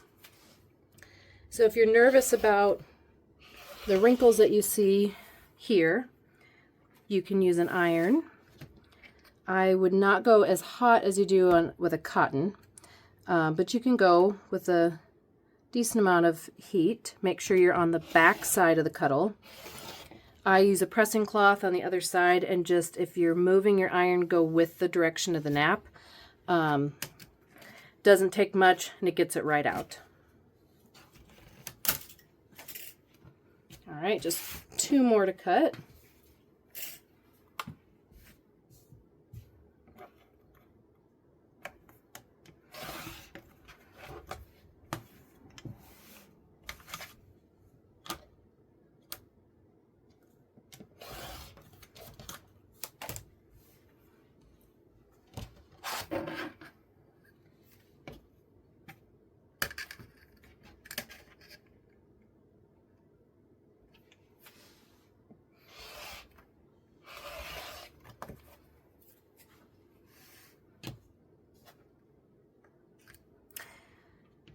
You know, if you didn't want to be so precise, if you're going to square it up later, you could even probably just eyeball without using the rulers and go around the outside as well.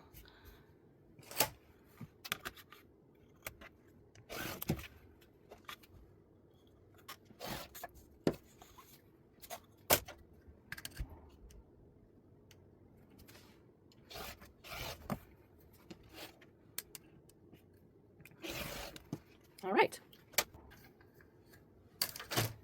Now we have all of our pieces cut out. You have the larger for the inside and outside, and then you have 4 for the inner pages. Okay, next thing we'll do is we will square them up and get them in the right order so that we can get sewing. Okay, I've got my assembly instructions here, but what I'm going to do first is I'm going to get them all squared up with each other. So I'm going to set my assembly instructions aside, and I'm going to start with the outer and first pages. They're the larger 2 of them. So I'm going to line them up together and see how far off I was with my cutting. Okay, so it looks like the bottom needs to be squared up. So I'm going to line up along this, and I'm just going to trim across the bottom.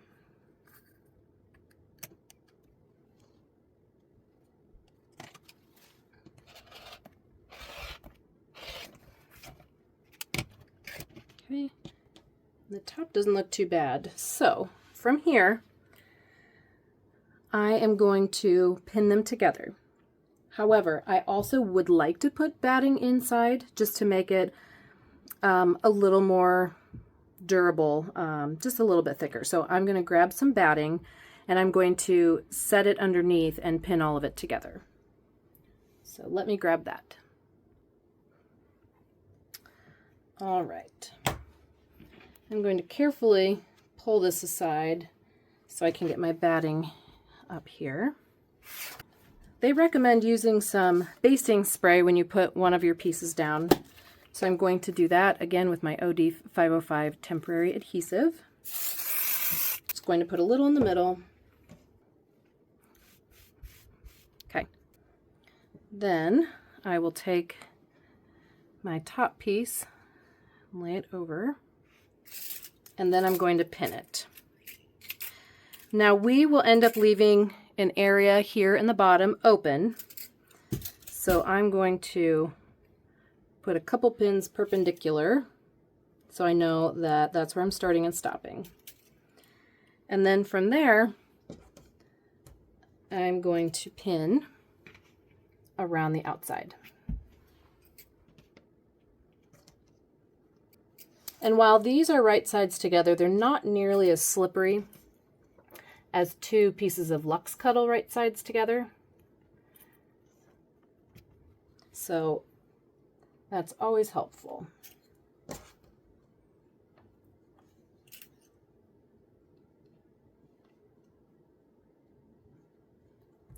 Okay.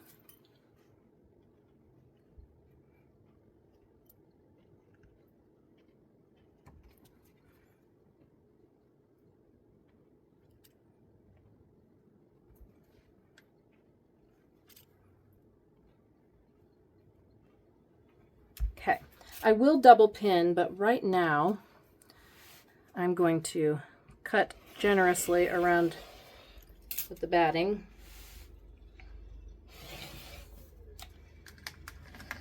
So I can move my project all the way around.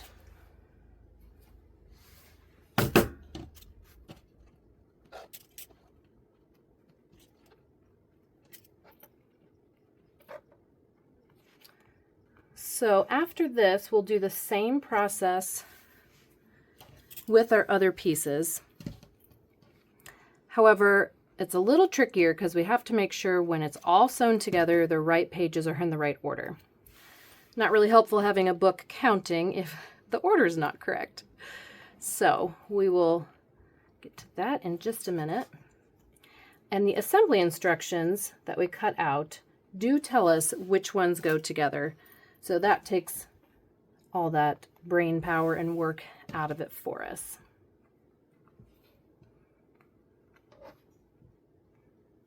Okay, so when we go to the machine, we will sew with a 1/2 inch seam allowance. We'll start here, go all the way around the outside. We'll trim off the excess. We'll flip right side out, and that's what we'll do with each of these sets of panels. I've decided to sew around the first panel and then get to pinning the other ones, just so that we have a good idea of what we're doing and where we're going. So I'm going to use a 1/2 inch seam allowance. I'm going to start at one end of where I'm flipping and leaving it open, and I'll lock my stitch and go all the way around the outside.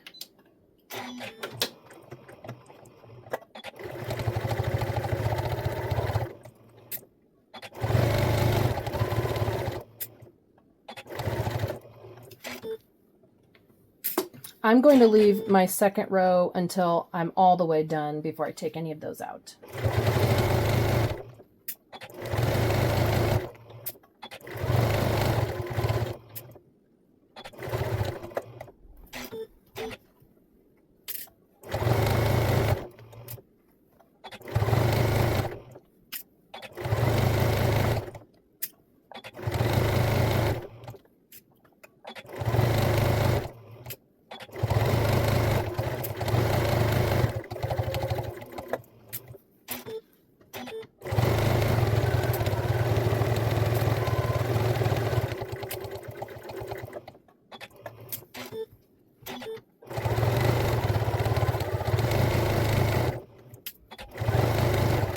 All right, now that I'm right before my last perpendicular pin, I'm going to lock the stitch.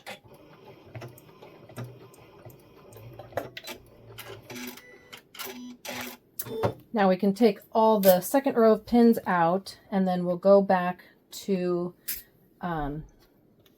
trim the outsides, square off the corners, and we'll be able to flip it right side out.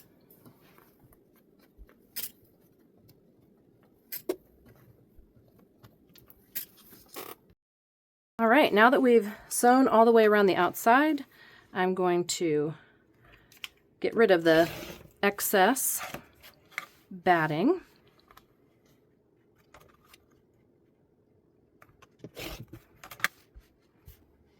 I'll use my long ruler again.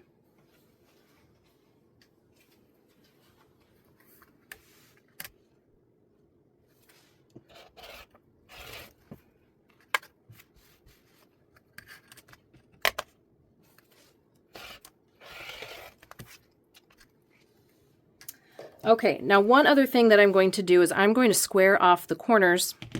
I'm going to cut them at an angle so that when I flip it right side out, this corner has a better chance of being a sharper tip or a sharper point.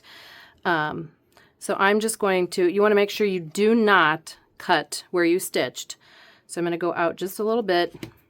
I'm going to cut those. And if you want to use this as a guide to say I'm going to go about an eighth, between an eighth and a quarter of an inch away.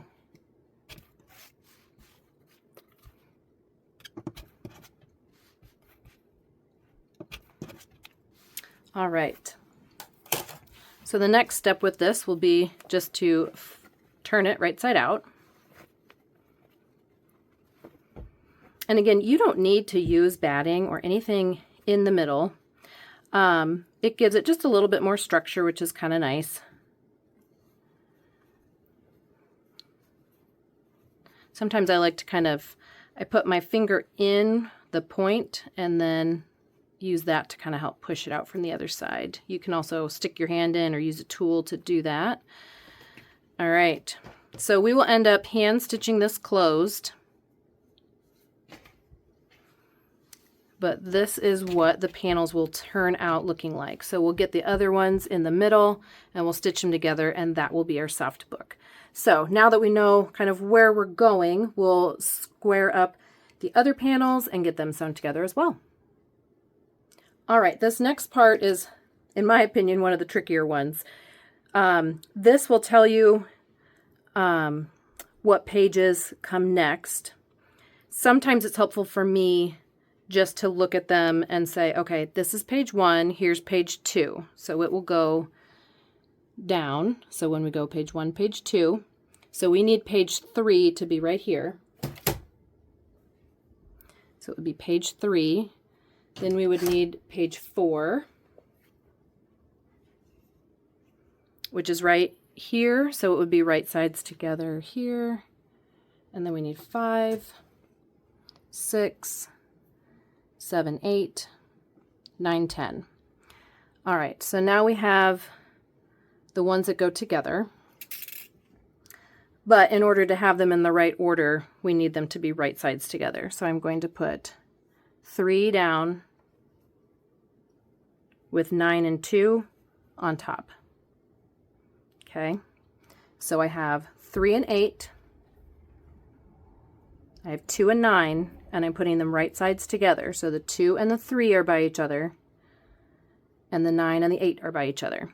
Squaring these up. I don't think these really need much squaring up. So I'm going to spray a little bit of basting spray. I'm going to lay 3 and 8 down and smooth it out. Then I'll lay this right sides together.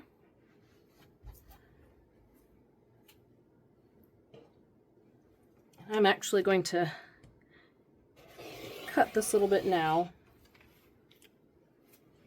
so as I pin it's a little bit easier.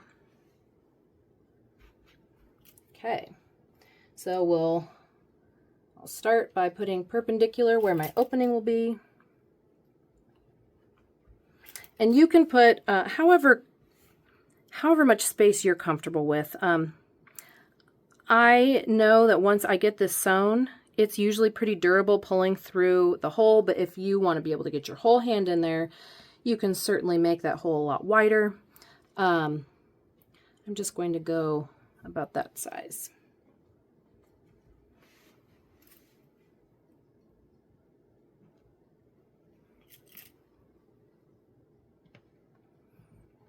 All right, we're going to double pin again. This was really smooth on the machine, so I'm just going to put a few less pins than I typically would. Again, when I was doing the binding on that Luxe Cuddle, I definitely wanted more pins. So that was helpful in doing the first panel before getting them all pinned and sewn together to know how that felt on my machine.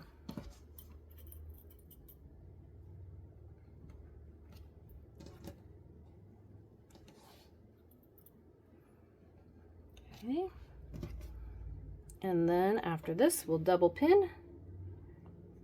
And I'm going to do the last panel and then take them both to the machine.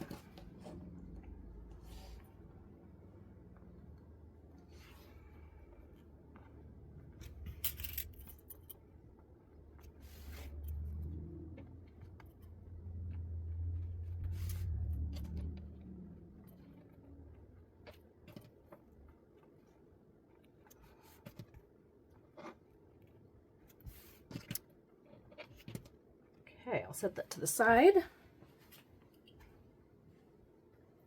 And I'm going to take a look at my last two panels to see if they need to be cut down.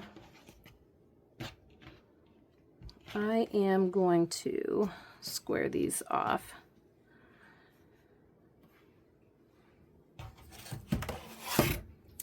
If that were on the back side, the bottom side, I wouldn't see it. So I want to make sure I get that all caught.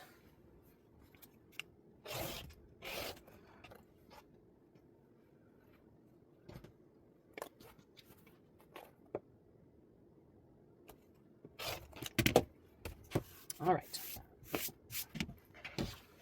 So I will get my batting. Going to spray. I'm going to set down 7 and 4.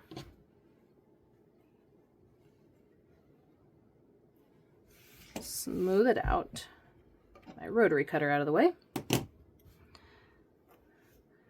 Smooth that out, and then I will lay down 5 and 6. So again, 6 and 7 will be together, 4 and 5 will be together. And if it doesn't make sense what order you think, gosh, they're going to be backwards, booklet layout can be really confusing.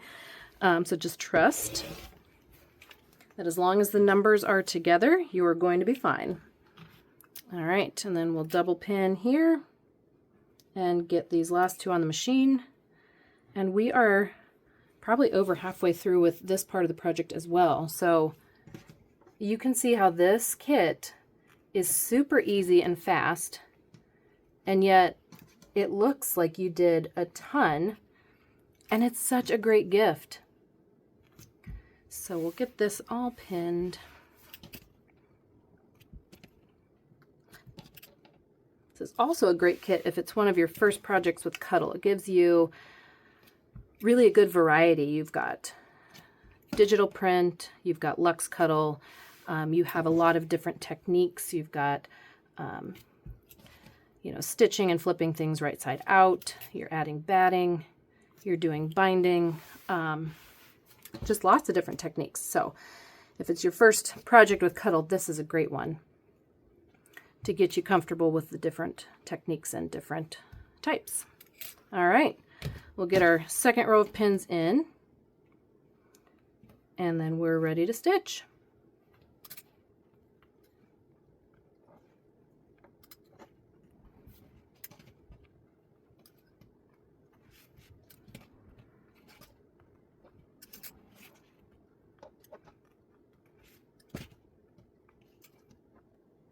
All right, let's go to the machine and get these two stitched together. Okay, we have the last two panels for our book. So again, 1/2 inch seam allowance. We're going to start at one part of the opening, stitch all the way around the outside. Secure at the start and the end.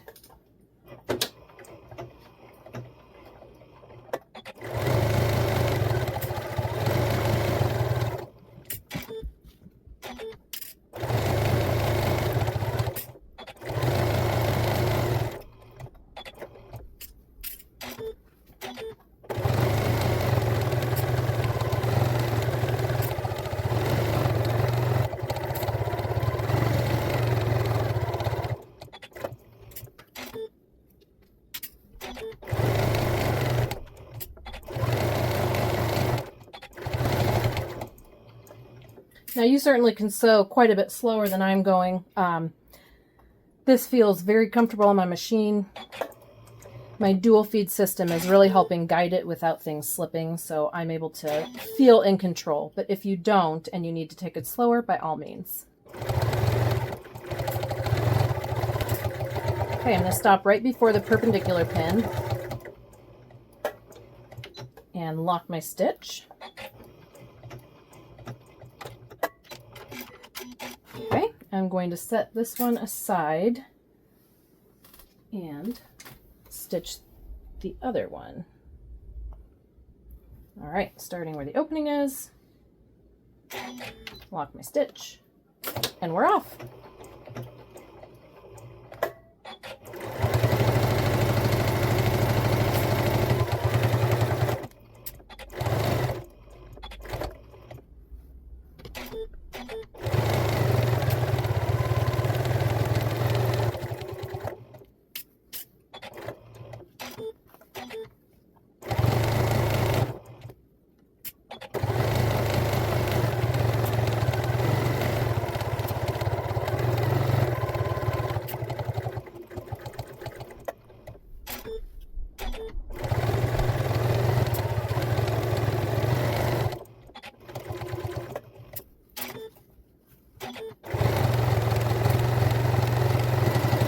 Again, we're going to stop right before that perpendicular pin and lock our stitch.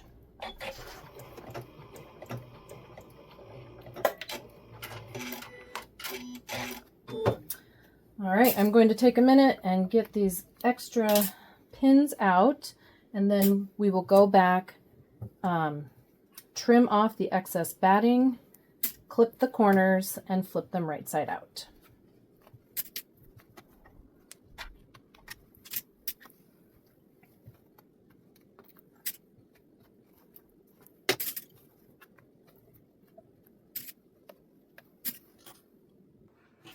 Okay, we have sewn all of our panels. We are going to trim the excess batting off. Flip them right side out. And then we'll be ready to finish assembling.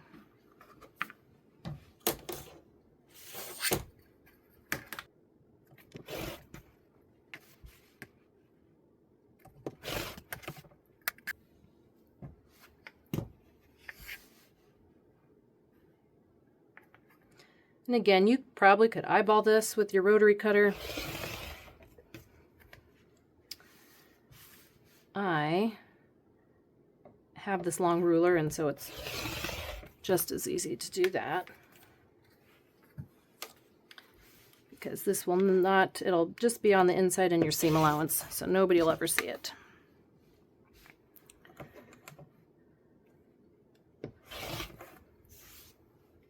Okay. Now let's clip the corners.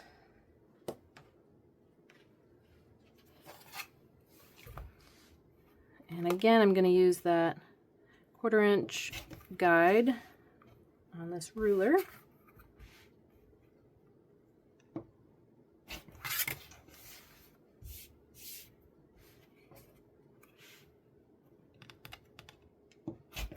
And you could go closer, and you would have a little better point, but this is just fine and it's safe, and I know I'm not going to be clipping my seam.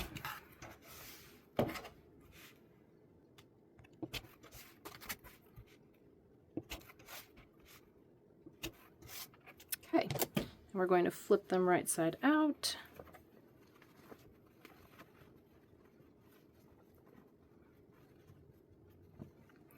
Now again, I like to use my fingers to help get that out. You could use a point turner, you could use other tools like that. Also, you can kind of rub them back and forth like that if you're needing a little more. Okay. Let's get this next one. So the next step will be to close the openings, and then we'll be able to assemble them together.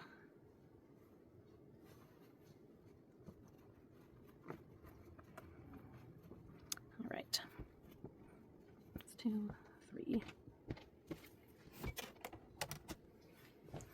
Okay, so if I lay them together, I have 1.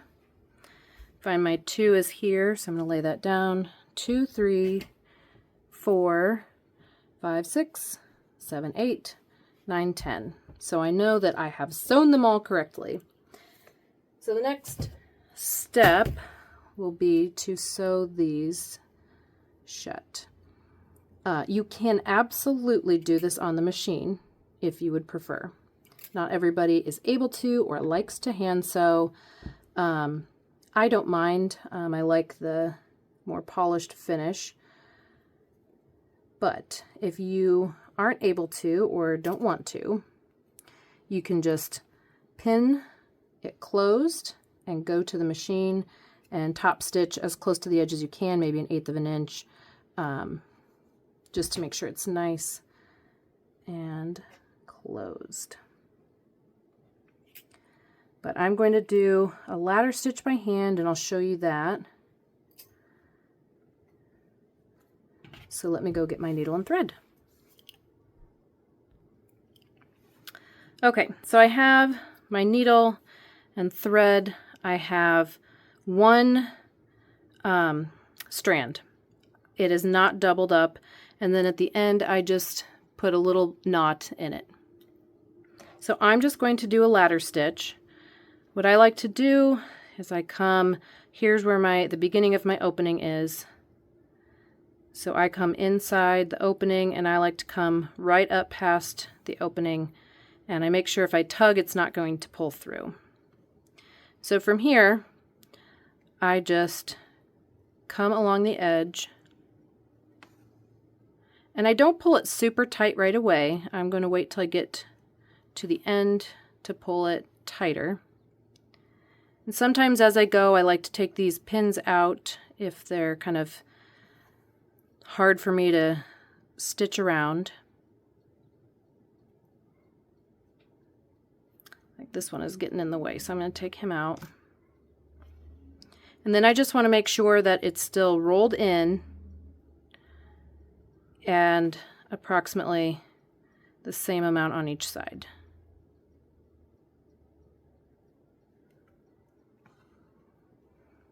Ladder stitches used to intimidate me, but now I find I use them all the time to close things up with Cuddle. And the thing that I really love compared to, say, a quilting cotton is with Cuddle, especially a luxe Cuddle, it hides it. So if you are not perfect with your ladder stitch, which I never am, you're not even going to see it. It's a little more noticeable on a lower pile like this digital print or quilting Cuddle, but it's still not very noticeable. Almost to the end here, and then I will pull it tighter.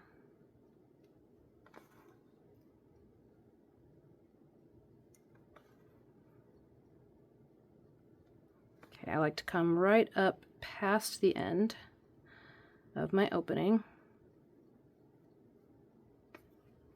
Okay, so I'm just going to gently pull, and you can see how that kind of just closed all that. I'm going to do a little knot right here. All right, so I'm going to make a little knot right by where I came out. Pull tight, and then I'll just push through close to where I'm at, and then I can clip that there. And you'll never see the end of that thread. So that is nice and closed and ready for us to keep going. All right, we'll close these 2 by hand as well. So again, just make a little knot at the end. Find where the opening is and kind of use your needle too. I see it stops right there, so I'm going to Come right up where it was.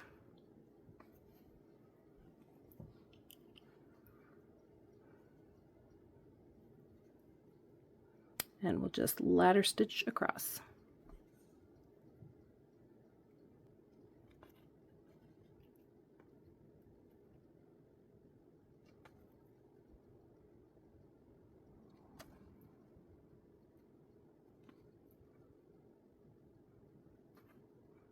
Now, I don't do tiny stitches, but I don't do really large stitches either. Enough to get it closed, but it's not super tedious.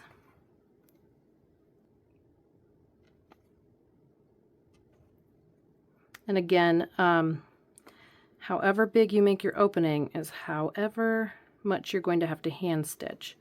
I could have made these openings smaller and still gotten it through. You know, as long as you have a good secure stitch at the beginning and the end of your opening, you'd be surprised how much cuddle project you can get through a small opening.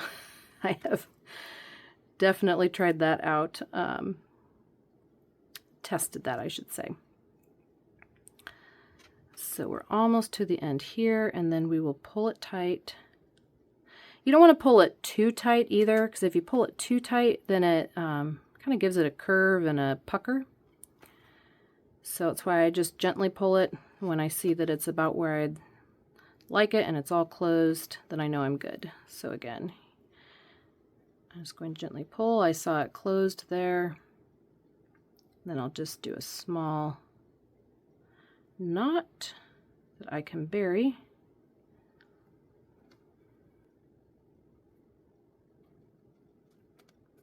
Okay.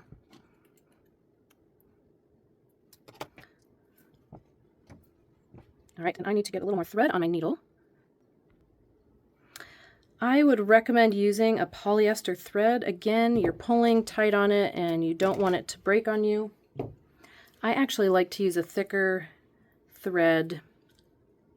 It's like an upholstery thread when I'm closing holes, or if I'm stitching a head on a stuffed animal or something like that, that I know somebody's going to be loving and dragging around and not being super careful, that I know it's going to be nice and secure. So I had to hold that up close to my face so I could thread the needle. I have bifocals. All right, and then we'll put a little knot at the end. You know, if the thread at the end of your knot is really long, you can kind of trim that down. Most of it will get buried anyway. All right, I'm going to come in here at the end.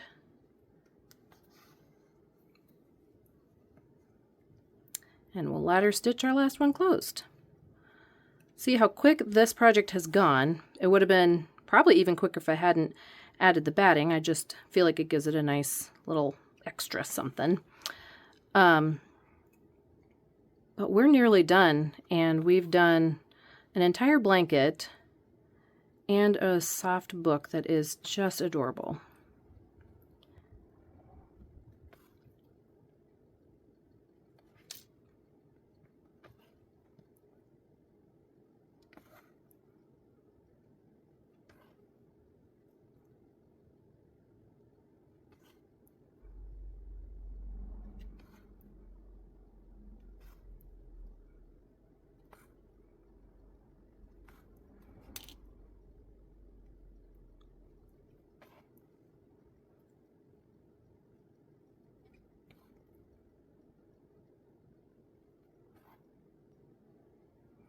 All right, looks like one more stitch and I'll be just past my opening.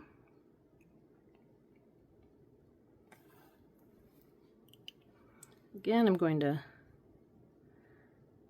gently pull. And if you think you pulled too much, you can kind of pull on the project itself to relax it.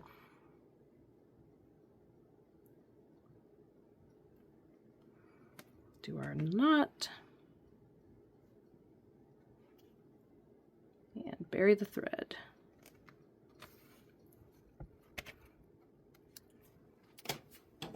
Okay, so now we look, we have our cover with pages 1 and 10, 2, 3, 4, 5, 6, 7, 8, 9, 10. So all that's left now is to attach them together, and this whole project will be completely done. Okay, now we are ready to finish our book.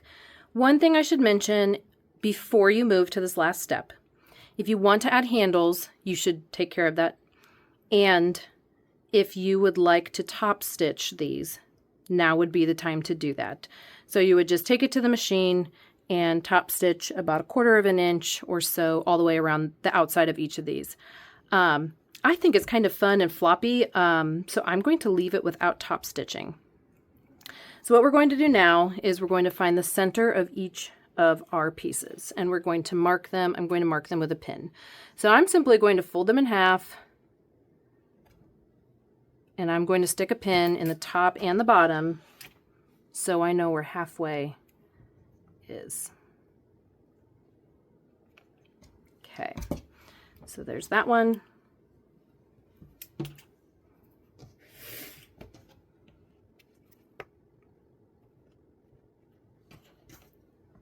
And I'm using the pin to kind of pull it tight to know exactly where the middle is.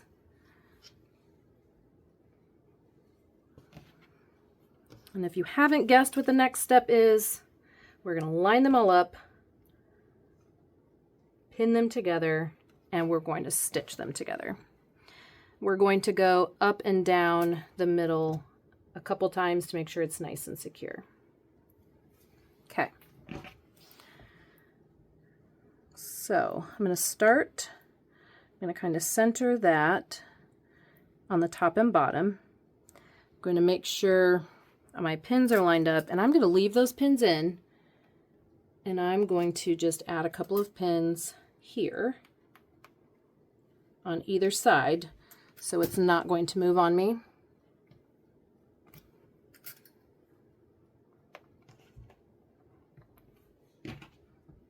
Okay. And I'm going to double check. 1, 2, 3, which means 4 comes next down. Going to line up. And again, you could line up the sides of this to make sure that that's all accurate and together. And I might just take these pins out and use them to pin. I'm just pinning the top one to the next one down since I'm kind of thick right now. Okay, do the same. Turn this here. There we go.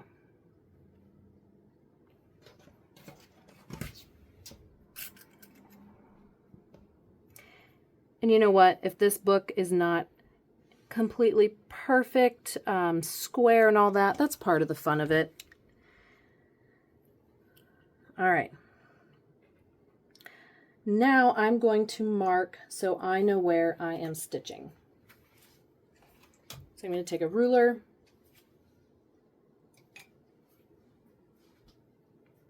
and then I'm just going to take this pen. It's a, disappearing ink. I'm not going to make a huge mark, but I'm going to mark so I know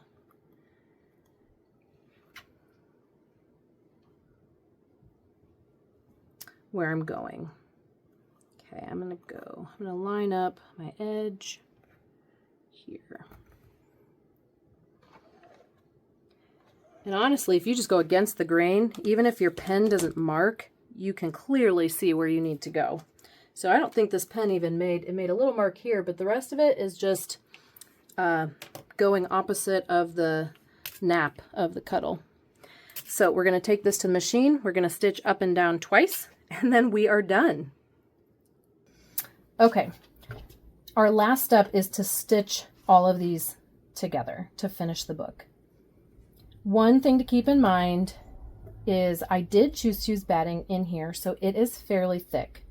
I'm not going to start on the edge where it's the thickest. I'm going to start in the middle, come down, rotate my project, come back down, and do that a couple times. I'm going to be very careful when I get close to where this edge is because there's so much extra bulk with the seam and the batting. So I'm going to come close to the edge. It's going to be probably a little hard to get under my foot to begin with, but once I'm there, it'll be fine. And I did elongate my stitch to 4 millimeters. Okay, gonna work under there. I got it. I'm going to start in the middle. I'm going to lock my stitch, come down most of the way to the edge, stop, and flip my project. Okay.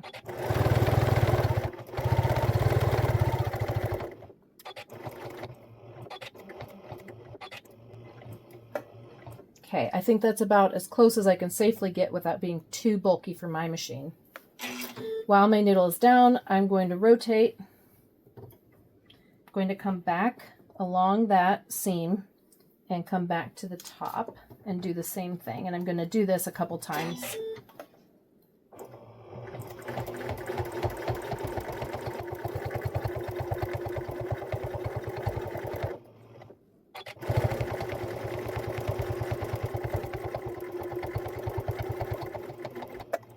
Again, that's probably about as close as I want to go, just to be safe. If I didn't have batting in this, I could probably go all the way to the edge.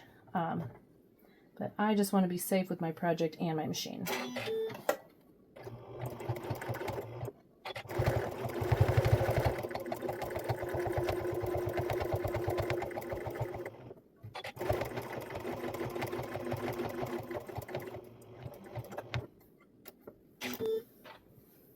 I'm going to go all the way down again, turn, and come back to the middle to make sure I'm nice and secure.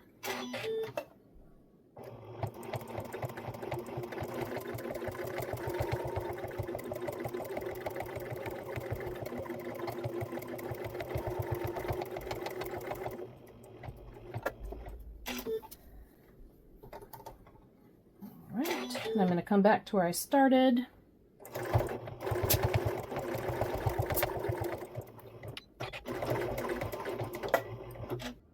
All right, so it is all done. Here is the book, and you can see that we got the pages in the right order. It's just so fun and floppy and soft. And so together in this kit, we made this adorable blanket, this soft book, and it was so simple, so easy.